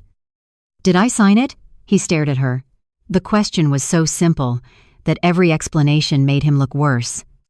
Laura then produced the consulting letter bearing my signature. Ms. Hart also denies authorizing this representation of her professional services. Daniel laughed once. Audrey designed healthcare facilities for years. I used examples. Celeste's attorney replied. You copied proprietary drawings and presented her as a retained advisor. Those are not examples. Mason pushed his chair back. Danielle, you told us she was involved. She was going to be. You said she already was. This deal would have made all of us money. Mason stared at him. That is not an answer. Daniel's attention shifted to Priya. He recognized her. Why is my wife's accountant here? Priya opened her binder. Because the capital contribution attributed to you includes funds traceable to disputed credit facilities. A dormant company controlled by Ms. Lotterding rating scenes. Lane. A loan from your mother. And a brokerage account jointly held with Ms. Hart. Daniel's face lost color. That was the first moment he understood how far we had gone. Not the phone call. Not the second house. The money map. He leaned back. You went through my accounts. I reviewed records provided by people legally entitled to access their own accounts. Priya said. This is a setup. Maya responded. You selected the lender, the project, the collateral, and the closing date. No one here made you submit these documents. Daniel looked at me. Audrey. Stop this. For 11 years? That tone had worked on me. Stop asking. Stop embarrassing me. Stop making things harder. Stop noticing. I folded my hands on the table. I am not stopping anything. I am correcting what has my name on it. He lowered his voice. You are destroying our marriage over a mistake. Rebecca inhaled beside me. I looked at him. Which marriage? No one in the room moved. Daniel Staredatme. I continued. The one in Richmond, the one in Crozet, the one you told your mother was over, the one you told Rebecca was legally dissolved, or the one you described to investors as a business partnership. This is personal. You made it financial. His face hardened. I supported you for years. The lie was so large it almost sounded childish. Priya slid a single-page summary across the table. Ms. Hart's employment income contributed approximately 63% of deposits to the primary household account over the relevant period. Daniel did not look down. Money is not marriage. Correct. I said. That is why stealing it does not become consent. Laura called a recess. The lender suspended closing pending investigation of the collateral and representations. Blue Cedar's attorneys immediately withdrew Daniel's authority to speak for the partnership until they completed their own review. The title company froze the transaction file. Mason demanded copies of every document Daniel had supplied. No one applauded. No one needed to. The deal did not explode. It stopped breathing. Daniel followed me into the hallway. Audrey. Maya stepped between us. Speak through counsel. He looked past her. You think Rebecca is your friend now. She knew about you. She knew I was married when we met. Rebecca had come out behind him. She stopped. Daniel turned toward her. Tell her. Rebecca's face went pale. For one terrible second, I wondered whether this was the piece she had hidden. Then she said, I knew you had a wife when we met. You told me you had been separated for 18 months. Daniel smiled triumphantly. See, I looked at him. That is not the confession you think it is. His smile faltered. Rebecca continued. You showed me a lease for an apartment you claimed you were living in. You showed me emails from a divorce lawyer. You showed me a mediation date. You showed me the decree before I married you. Maya asked. Do you still have those records? Some. Daniel's expression changed. He had expected shame to keep Rebecca quiet. Instead, she was inventorying evidence. You are both insane, he said. There was the word again. Expanded now to include us both. I almost felt relief. When a manipulation becomes predictable, it loses some of its power. Mason stepped into the hallway. Daniel. The partners need you in the conference room. Daniel ignored him. He pointed at me. You will regret this. I thought of the boy with the cardboard rocket. I thought of my mother's money. I thought of Rebecca's forged signature. I thought of Helen's retirement. I already regret 11 years. I said, I am trying not to regret the next 11. I walked away. By noon, Hawthorne Ridge was effectively dead. The lender did not merely postpone funding. It withdrew the commitment, pending a complete re-underwriting. Blue Cedar's other partners placed Daniel on administrative suspension and hired independent counsel. My firm issued a formal notice that I had never served as an advisor to the project and that its drawings had been used without authorization. Rebecca's lender opened a fraud review concerning the trust document. My bank escalated the disputed home equity signature. Daniel's carefully separated lies began colliding because institutions that had previously seen only one piece were now sharing verified information through counsel. At 3:30, his employer called him into a meeting about travel expenses. At 5, Helen received a voicemail from Daniel accusing her of betraying him. At 6, I received notice that he had retained a divorce attorney. For 11 years, Daniel had maintained 2 marriages by keeping every question in a different room. By Friday evening, the rooms had doors between them, and the questions were walking through. I should have felt victorious. Instead, I sat in Maya's office staring at a photograph Rebecca had sent me. Eli's rocket was finished. It stood on the Crozet dining table, covered in silver paint and crooked stars. Daniel had promised to launch it with him that weekend. Rebecca wrote, He keeps asking where his dad is. I put the phone face down. The adults finally had the truth.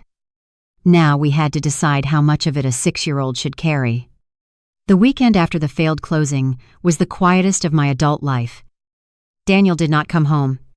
He did not go to Rebecca's house either. He stayed at an extended stay hotel near Richmond and communicated through lawyers except for 2 messages he sent directly to Eli's tablet before Rebecca blocked the account. The first said, "Daddy loves you." The second said, "Ask Mom why she won't let me come home." Rebecca showed it to Maya with tears of rage in her eyes. "He is 6. Maya nodded. "Then adults keep adult conflict away from him. Save the message and do not respond through the child." Rebecca met with a child therapist recommended by her adoption attorney. They decided to tell Eli a limited truth. Daniel had broken important promises and would not be staying at the house for a while. None of it was Eli's fault. The adults were working on what happened. Eli asked one question. "Did I do something bad?" Rebecca called me after he went to bed and cried so hard she could barely speak. That question became another item on Daniel's balance sheet. Not because a court would count it, because I would. On Monday, Priya found the future Daniel had never described to either of us. Blue Cedar's project records included a management entity called Hart Strategic Holdings. Daniel was the sole member. If Hawthorne Ridge had closed successfully, Blue Cedar would have paid Hart Strategic a development fee of $420,000 over 18 months. There was also a success fee triggered by refinancing, another $280. Ling ling ling. And an option allowing Hart Strategic to acquire a luxury condominium in the completed project at a deeply discounted price. The condominium was a 2-bedroom unit, not a family home, not a house for Rebecca and Eli, not a place Daniel had ever shown me. Priya found an email from Daniel to Mason, sent 3 months earlier. "Once this closes, I can finally simplify the domestic situation. Too many people have access to my cash flow right now. Need everything centralized under HSH before Phase 2. Too many people." I read the sentence again. He did not write wives. He did not write family. People with access to my cash flow. Rebecca arrived while I was still staring at it. I turned the screen toward her. She read the email without moving. Then she looked at the condominium option. 2 bedrooms. She said, "Yes." "Eli's bedroom plus ours." I said nothing. She scrolled farther. The draft operating agreement for Hart Strategic included a succession schedule. If Daniel died, the company interests passed to a private trust. The draft beneficiary section was blank. No Rebecca. No Ellie. No Audrey. We had spent days unconsciously asking which life Daniel intended to choose. That morning we finally understood the answer. Neither. He intended to choose the structure that gave him the most control after both households had delivered their value. Rebecca sat down. "He was going to leave me too." I wanted to tell her I was sorry. The words felt inadequate. She looked at me with a strange expression. I think part of me still believed he loved me more. There it was. The shame no one wants to admit after being triangulated. Not only that we were deceived, that some part of us still wanted to win the contest after discovering it was fake. I thought 11 years meant I had the real version of him. I said. Rebecca nodded. "I thought Eli made us the real family." We sat with that for a while. Then I closed the laptop. There was no real wife and fake wife. No. There were 2 people he gave different paperwork to. Rebecca laughed without humor. That may be the least romantic sentence ever spoken. It is also the most accurate. 2 days later, Daniel's divorce attorney sent me a proposed settlement. It was designed to look generous. I would receive the Richmond house. Daniel would waive any claim to my interest in the design firm. We would each keep our retirement accounts. In exchange, I would release him from claims related to interspousal financial misunderstandings, acknowledge that all disputed loans had been undertaken for mutual investment purposes, and agree not to provide documents voluntarily to third parties except as legally required. Maya read it and said, "He is offering you an asset already partly funded by your inheritance in exchange for language that launders the conduct." So no. Very no. Rebecca received her own proposal. Daniel would transfer whatever interest he claimed in the Crozet house to her and agree not to challenge her custody decisions regarding Eli. In exchange, she would sign a statement acknowledging that she had known Daniel's divorce from me was not fully final when they married and that she had voluntarily authorized use of Lantern Ridge for Blue Cedar. Rebecca stared at the document. "He wants me to confess to his story." "Yes. And he wants to use Eli as consideration." Her voice shook. Maya's expression became hard. "Do not negotiate a child's security as if it were a fee. Your adoption council will address parental issues separately." Rebecca tore nothing. She did not scream. She simply placed the proposed settlement in the evidence file. That became our pattern. Daniel kept trying to create scenes. We kept creating records. He called Helen and demanded the return of his $80,000. Helen's bank statement showed the transfer came directly from her retirement account. He told Mason he had temporary domestic problems, but could replace the collateral with private investors. Mason declined to continue business with him. He told his employer his questionable travel reimbursements were administrative errors caused by a former assistant. The assistant produced emails showing Daniel personally submitted the expense reports. He told the home equity lender, "I had verbally authorized him to sign on my behalf." The lender's original call recording showed he had represented that I had signed electronically myself. Every new explanation contradicted an older one. For years, Daniel survived because each audience saw only one version. Now every version had a timestamp. And timestamps do not care how charming a person is. One evening, I returned to the Richmond house with Celeste and a locksmith after Maya confirmed I could secure my own residence, and Daniel had agreed through counsel to retrieve his personal belongings later. The house smelled stale. His shoes were gone from the entryway. Half his clothes were missing. The blue shirt he wore the night he made pasta was still hanging in the closet. I stood looking at it for a long time. There was no dramatic satisfaction in reclaiming the house, only evidence of absence. In his office, the wedding photograph was still on the shelf. I lifted it. The brass key was gone. I had almost forgotten it. For a moment, I felt panic. Another account. Another locker. Another hidden life. Then I stopped myself. I had spent weeks becoming addicted to revelation. Every secret seemed to promise another explanation. But there comes a point when knowing more about the liar does not create more truth about you. I put the photograph down. If the key mattered, investigators could follow it through records. I did not need to chase every locked door Daniel left behind. I walked into the bedroom and removed my mother's jewelry box from the closet. Inside was her wedding ring, a pair of pearl earrings, and a note she wrote me before she died. "Build a life you don't have to perform for anyone." I had read that sentence dozens of times. Only now did I understand how completely I had performed my marriage.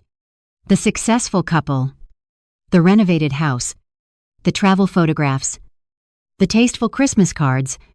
I had not lied about loving Daniel. But I had edited out every moment when I felt lonely beside him because I thought marriage required protecting the story of marriage. I sat on the floor of the closet and cried again. This time, I was not crying for Daniel. I was crying for the version of myself who had believed endurance was the same thing as loyalty. My phone buzzed. Rebecca had sent a photograph. Eli stood in a field holding his cardboard rocket above his head.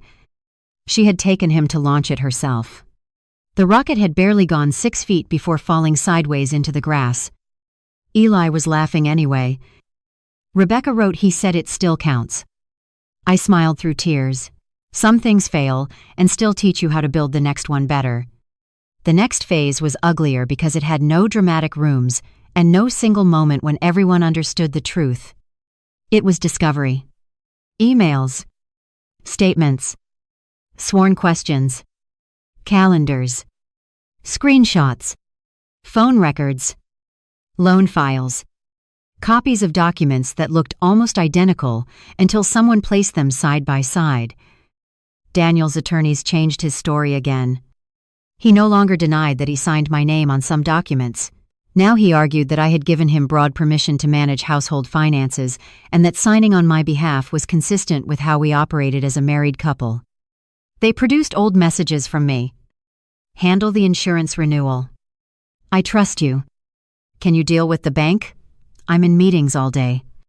Please sign for the furniture delivery if I'm not home. 3 ordinary sentences from 11 years of marriage were presented as if they were a private constitution granting Daniel authority over every asset I owned. Maya was not impressed. Trust is not a blank signature, she said. Daniel's lawyers also produced an audio clip. My voice said, "Whatever you think is best. I don't want to deal with the money today." When I heard it, my stomach dropped. I remembered the conversation. It was recorded 3 years earlier, after a fertility appointment. I had been sitting in the car crying. Daniel asked whether he should move $5,000 from savings to cover a credit card balance before interest posted. I told him whatever you think is best because I could barely speak.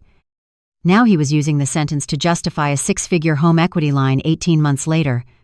For a day, I hated myself for ever saying it. Priya stopped me. Audrey, healthy marriages are full of delegated decisions. Delegation is not fraud. The problem is not that you trusted him. The problem is that he treated trust as a document he could edit. I wrote that sentence on a card and kept it in my wallet. Rebecca's part of the investigation became complicated too. Lantern Ridge had received money that should never have passed through it. Although she had not understood Daniel's full use of the account, she had benefited from some transfers. The mortgage was paid. Eli's tuition was paid. Their groceries were paid. A family vacation to Disney World had been paid through Lantern Ridge. One afternoon, Priya showed us a $12.400 transfer used for that trip. I knew exactly where the money originated. My joint savings account, the account I had been building for a second fertility attempt I never took. I stared at the number. Rebecca saw my face. I didn't know. I said nothing. Audrey, I swear to you. He told me it was a bonus. I still said nothing. The alliance between betrayed women sounds beautiful when summarized later. Living it was not beautiful.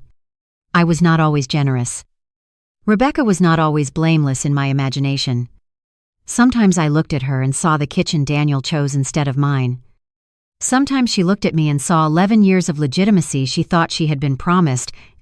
Sometimes a transaction turned abstract betrayal into something unbearably specific. $12,400, my failed hope for another fertility treatment. Her photograph with Eli in front of Cinderella's castle. I stood up and left the room. Rebecca did not follow. For 3 days, we did not speak directly. Maya communicated with both of us separately. I hated Daniel for creating the situation. But if I was honest, I also resented Rebecca.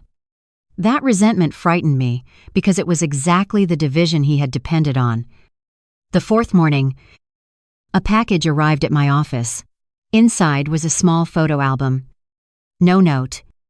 The first page showed Eli at Disney World. The second page was blank, except for a sticky note in Rebecca's handwriting. I cannot give you back that trip. I can give you the truth about what I knew. Behind it, she had placed copies of every message Daniel sent her about the money. Bonus cleared. Trip is covered.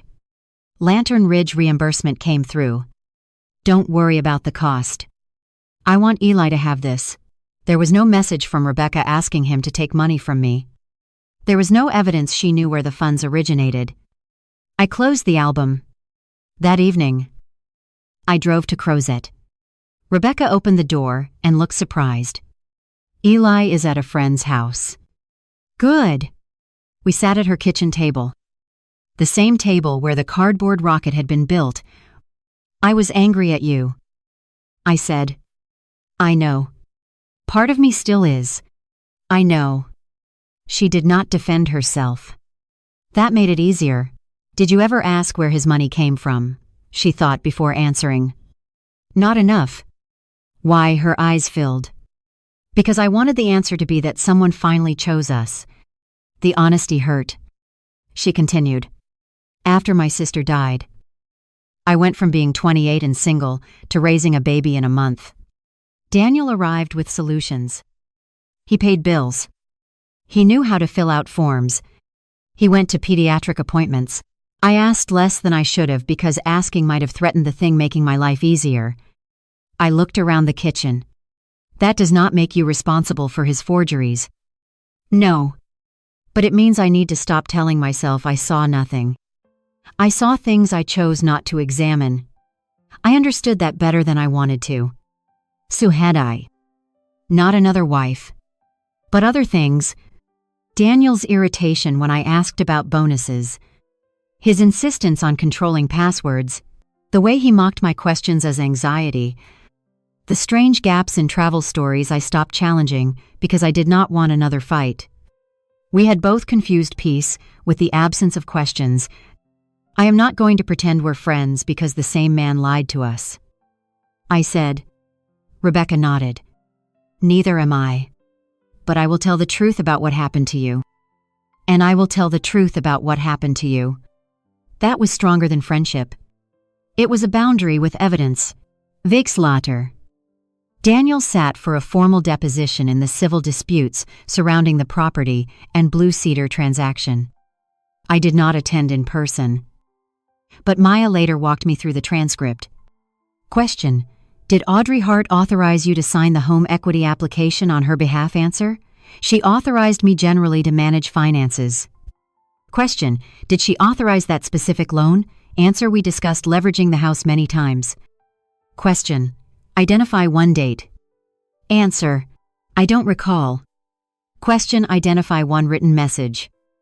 Answer. Marriage is not conducted by text message. Question. Why did the lender record you saying Audrey signed electronically herself?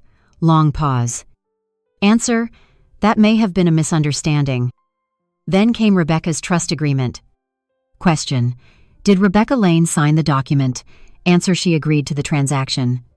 Question. Did she sign the document? Answer. I understood that she had. Question. Who inserted the image of her signature? Another long pause. Answer. I don't remember. The transcript did not contain one dramatic confession. It contained something more useful. A man who could explain everything until the questions became specific. Daniel had lived for years in the space between general language and exact facts. The legal process kept narrowing the space. Who signed when, which account, which house, which wife? The same questions that destroyed his closing began dismantling every other story too. Then his employer completed its expense review. Daniel was terminated. The company did not announce details publicly. It simply stated that he no longer worked there.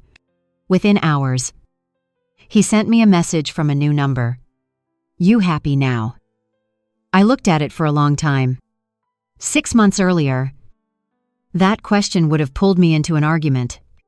I would have explained I never wanted his career destroyed. I would have reassured him.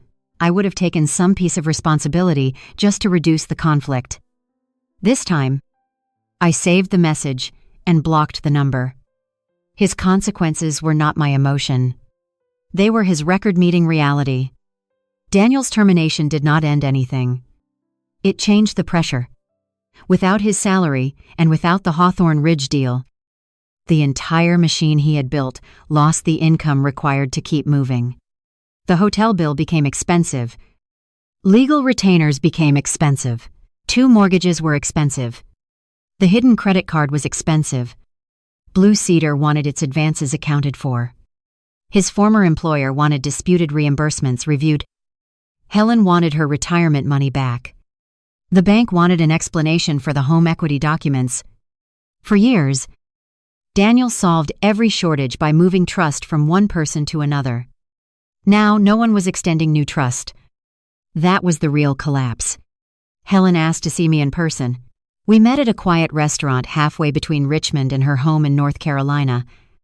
She looked older than she had at Christmas. Before we ordered, She placed an envelope on the table. "These are all the messages I found," she said, "and copies of the transfer records for the money I gave him. Maya already has the digital copies." "I know. These are for you." I did not touch the envelope. Helen folded her hands. "I need to say love without asking you to forgive me." I waited. I believed him because believing him was easier than calling you. That was the most honest apology I received from anyone in Daniel's family. She continued. "He told me your marriage had been miserable. He said you did not want children badly enough. He said you cared more about your career. He said Rebecca made him feel needed. I told myself it was not my place to interfere." I looked at her. "You still sent me birthday cards." Her eyes dropped. "I know. You knew he had another wife and wrote, 'Love.' Helen on cards to me." I was ashamed. So was I? I just didn't know why. She started crying. Ilitya.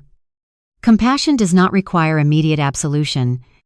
After a while, she wiped her face. "He called me last night." "What did he want money?" "Of course." Helen almost laughed. "He said everything would settle if he could retain a better litigation firm. He asked for another 60,000. What did you say?" I asked him what happened to the 80,000 I already gave him. And he said I was focusing on the wrong thing. That sounded exactly like Daniel. Helen took out her phone. "Then I asked him whether you were still his wife when he married Rebecca." "What did he say?" He said, "Mom, legal paperwork is complicated." For the first time that afternoon, I smiled. "That is almost impressive." Helen did not smile. I told him legal paperwork was simple enough when he needed me to believe it. She pushed the envelope closer. "I am not giving him any more money." "Good. I don't know if he will speak to me again." I thought about every time I had mistaken access for relationship. That will be his decision. A week later, Rebecca had her own confrontation. Daniel appeared at the Crozet house during a scheduled time, arranged through counsel to collect personal belongings. A third-party monitor was present because conversations between them had become too volatile. Rebecca later told me what happened. Daniel packed clothes into 2 suitcases. He took golf clubs, a laptop dock, books, and a set of kitchen knives he claimed had belonged to his father. Then he walked into Eli's room. Rebecca stopped in the doorway. "What are you doing?" "Taking the model airplane I bought him." "That is Eli's. I paid for it." Rebecca stared at him. "You really think paying for something makes the person attached to it yours?" Daniel froze. She continued. "That is what you did with me. With Audrey. With your mother. You paid enough to feel entitled and stole enough to keep paying." He dropped the airplane onto the bed. "You would have nothing without me." Rebecca looked around the room. "That is not true anymore. I gave Eli a father. You gave him a man who taught him promises were schedules that could be canceled." Daniel's face changed. For a moment, she saw pain. Real pain. Then he said the cruelest thing he could think of. "He will forget me." Rebecca answered, "I hope he remembers the good parts without learning the bad ones." Daniel left without the airplane. That evening, Eli asked why Dad's closet was empty. Rebecca told him Daniel was living somewhere else. He asked whether Dad would come back. She said she did not know. That became another lesson for both of us. Truth did not always sound powerful. Sometimes truth was simply refusing to promise what you could not control. My divorce case moved more slowly than I wanted. Daniel disputed the amount of marital money used for the Crozet house. He claimed transfers to Lantern Ridge were investments or gifts.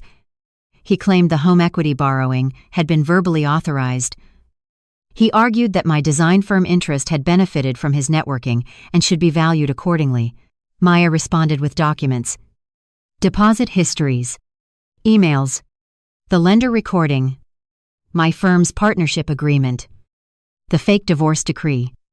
The false investor presentation. Rebecca's transaction history. Helen's transfer. There was no single magic document. There was accumulation. That mattered to me because for years, Daniel had taught me to doubt individual moments. You're remembering it wrong. That isn't what I meant. You're being dramatic. You're connecting unrelated things. A complete record did not depend on my confidence in one memory. It showed pattern. The home equity lender eventually suspended further draws and negotiated removal of the disputed balance from the structure while its investigation continued. Blue Cedar abandoned Hawthorne Ridge rather than attempt to rebuild the capital stack.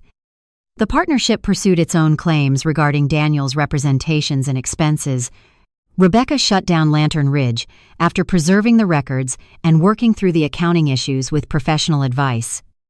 She opened a new account for household expenses that Daniel had never touched. Her Crozet house remained a complicated financial question for months. But the immediate threat of pledging it to Hawthorne Ridge was gone.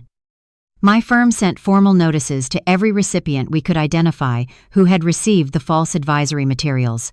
We redesigned the project files Daniel had copied so there could never be confusion about which work belonged to us. The scandal never became national news. There were no cameras outside my house. That disappointed people when I later told the story. They expected a public collapse. Real consequences are often quieter. A lender stops returning calls. A partnership votes you out. An employer removes your access badge. A spouse changes the locks. A child stops waiting by the window. A mother says no to another request for money. The life you built from borrowed trust becomes smaller one closed door at a time.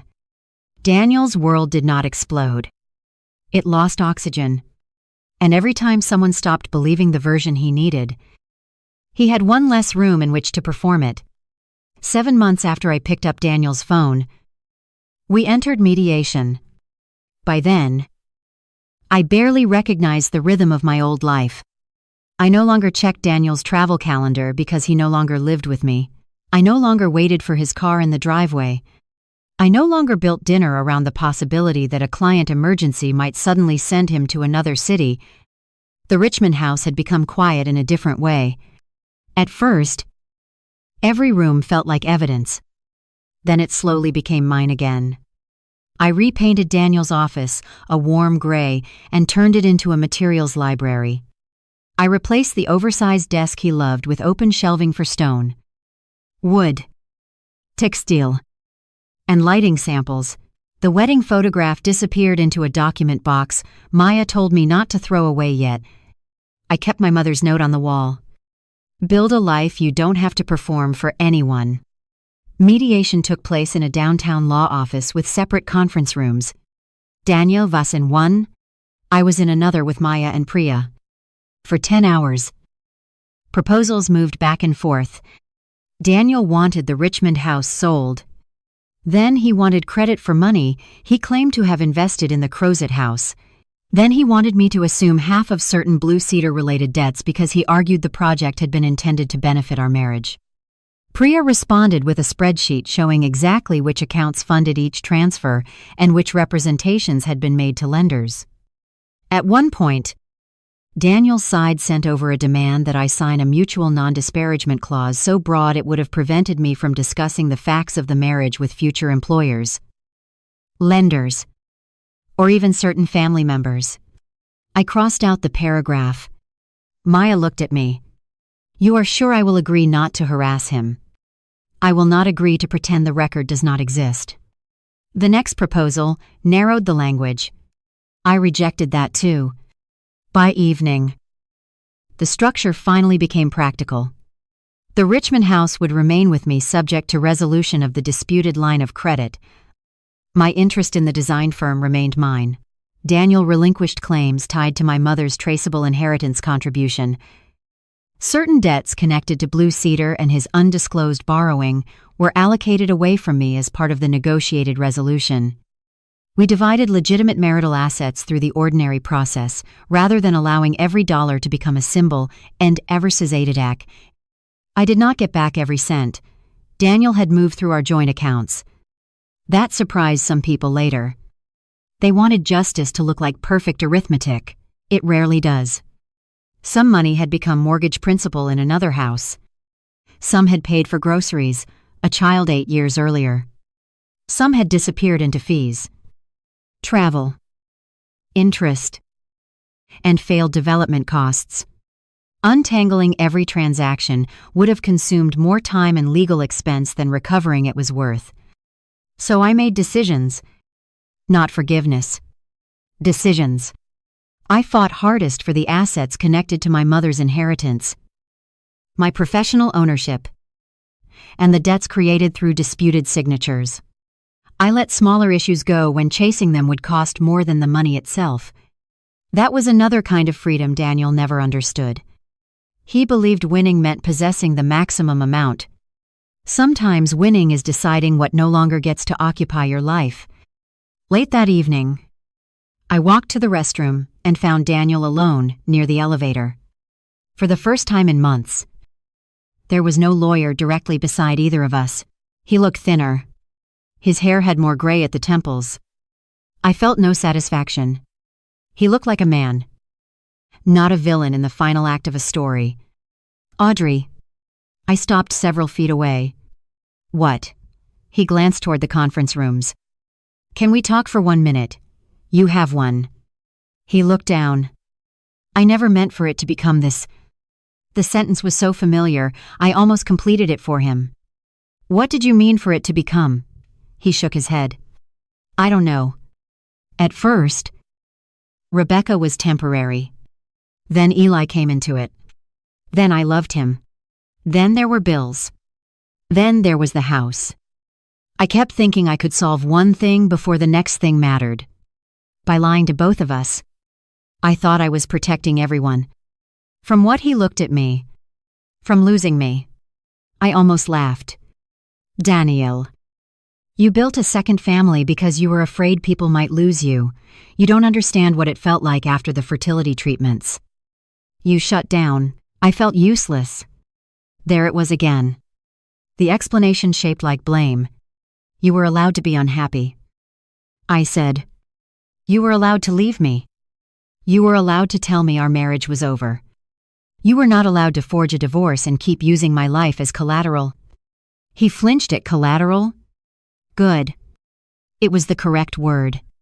I did love you, he said. I believed him. That was the strangest part. I believed Daniel had loved me in whatever way his character allowed.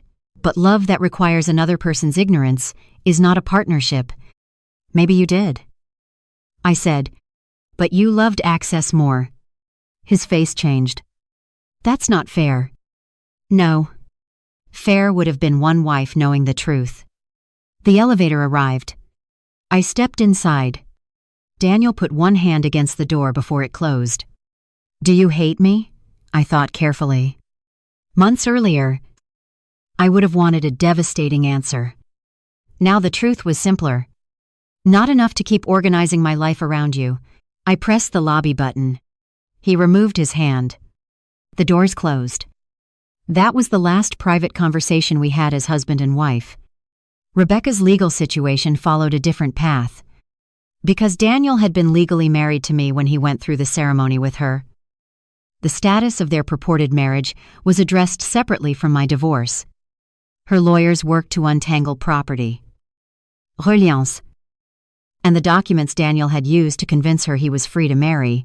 Eli's legal relationship with Daniel required its own child-centered review and was not treated as a prize in the adult dispute.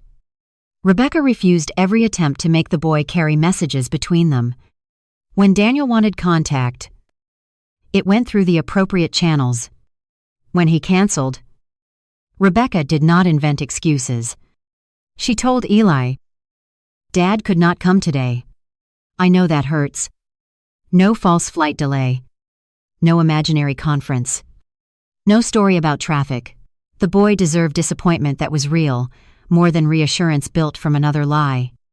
One afternoon, months after mediation, Rebecca asked me to meet for coffee. She placed a check on the table. It was for $18. Ling ling ling. What is this? Part of the money from Lantern Ridge that can be traced directly to your joint savings. My accountant helped determine what I can return without putting the house or Eli's needs at risk. I pushed it back. You do not have to do that. I know. Then why? Because I benefited from money that was not mine. Even if I did not know where it came from, I cannot fix all of it. I can fix this part. I looked at the check. $18,000 would not restore my marriage. It would not return the fertility years or erase Disney photographs.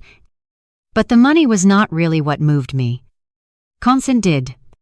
Rebecca was doing voluntarily what Daniel had denied us both for years, choosing what happened to resources connected to her life. I accepted the check. Then I donated half of it to a local organization that provided emergency financial counseling for people leaving coercive relationships. I used the other half to take my father to Italy. He had recovered from surgery and spent the entire trip complaining that European hotel showers were designed by people who hated luggage. It was perfect. I paid for it, without asking whether the money could serve Daniel better somewhere else. That may sound small. It did not feel small. The first time I used my own money, without mentally checking someone else's hidden needs, I understood how thoroughly my marriage had colonized my decision-making. Freedom was not one bank account. It was the absence of a ghost sitting beside every purchase. A year after the phone call, people still ask me the same question. How did you not know?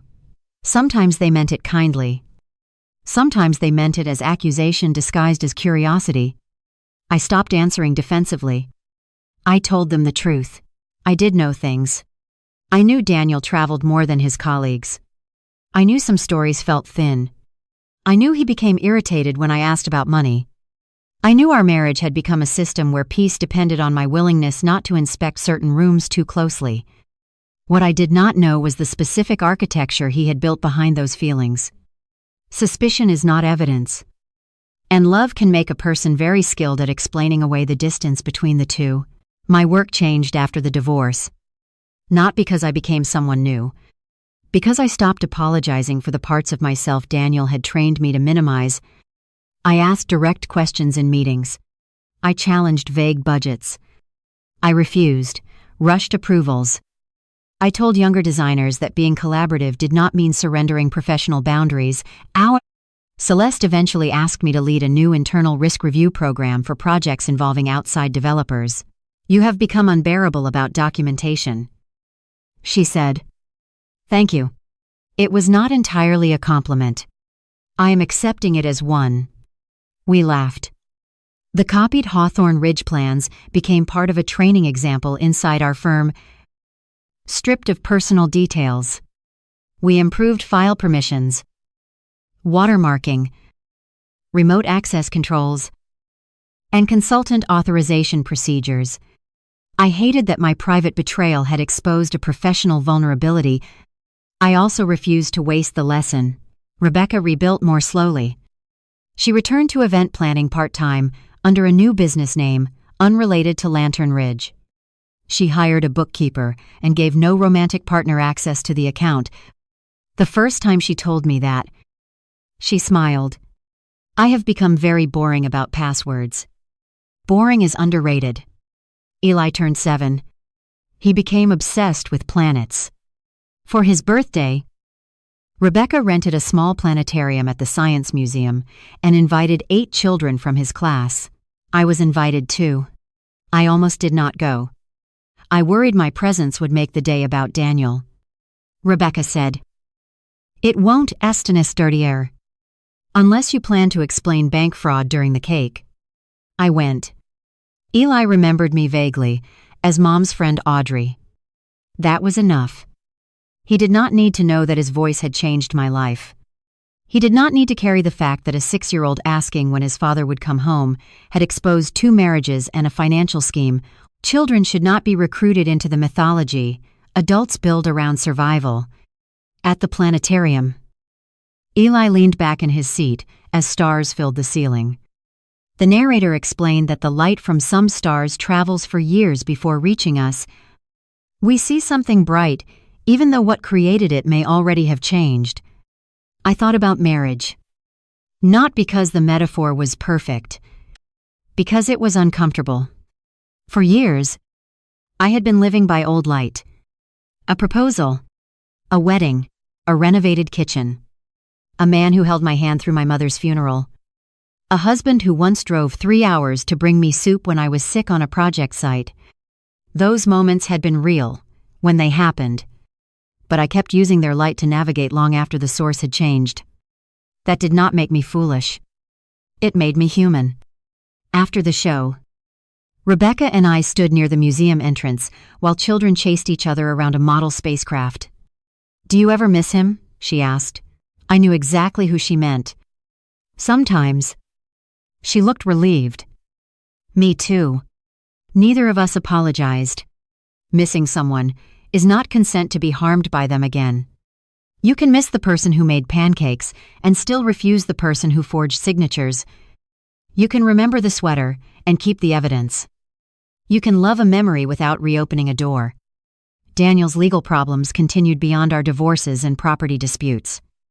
The forged lending documents, the false business representations, and the expense issues were reviewed by the institutions involved and by the appropriate authorities. Some matters ended in financial settlements. Others lasted longer.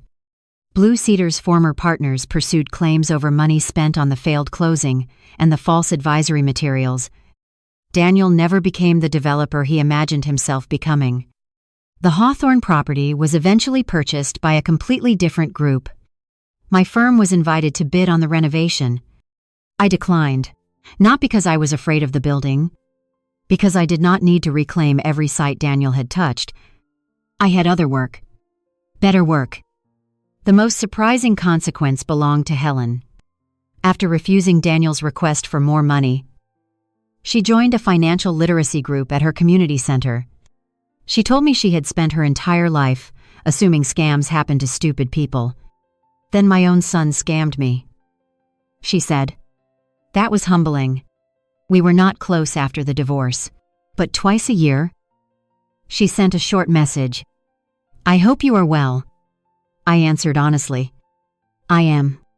That was enough too. One Saturday, I finally replaced the black phone case that started everything. I bought a bright red one. The salesman asked whether I wanted a matching case for another phone because there was a discount.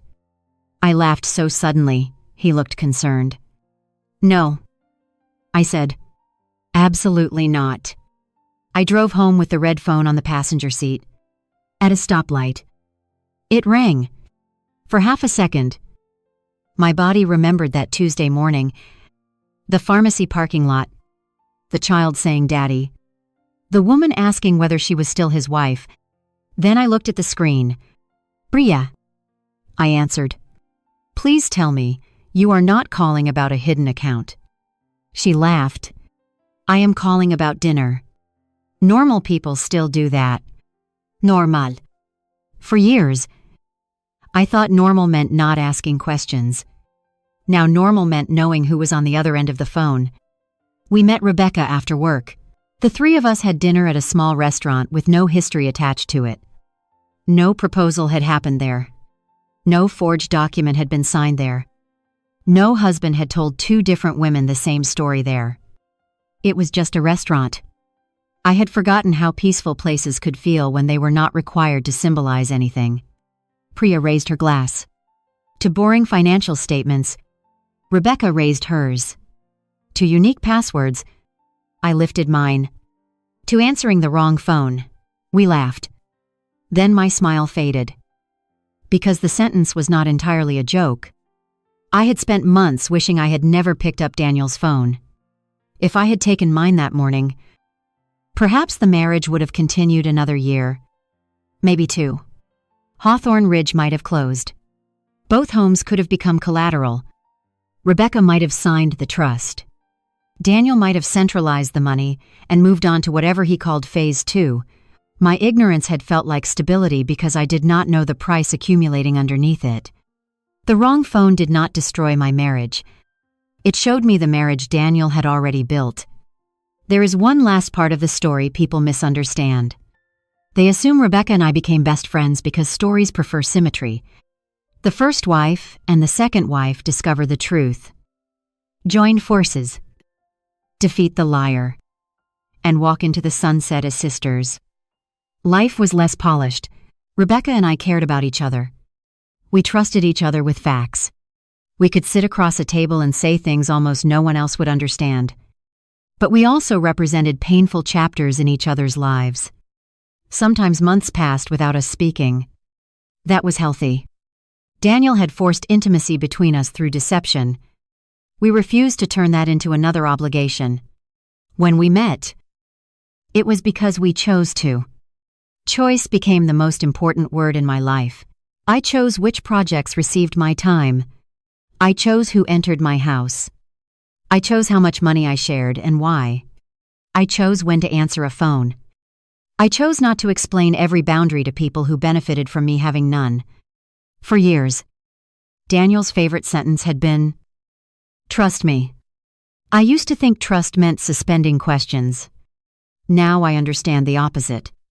Trust is what remains after questions are allowed. Daniel could not survive questions because the answers in Richmond contradicted the answers in Crozet. The finances contradicted the romance. The court record contradicted the marriage certificate. The lender recording contradicted his claim of permission. The investor deck contradicted my actual work. His messages to his mother contradicted what he told me at breakfast. The truth did not defeat him because it was dramatic.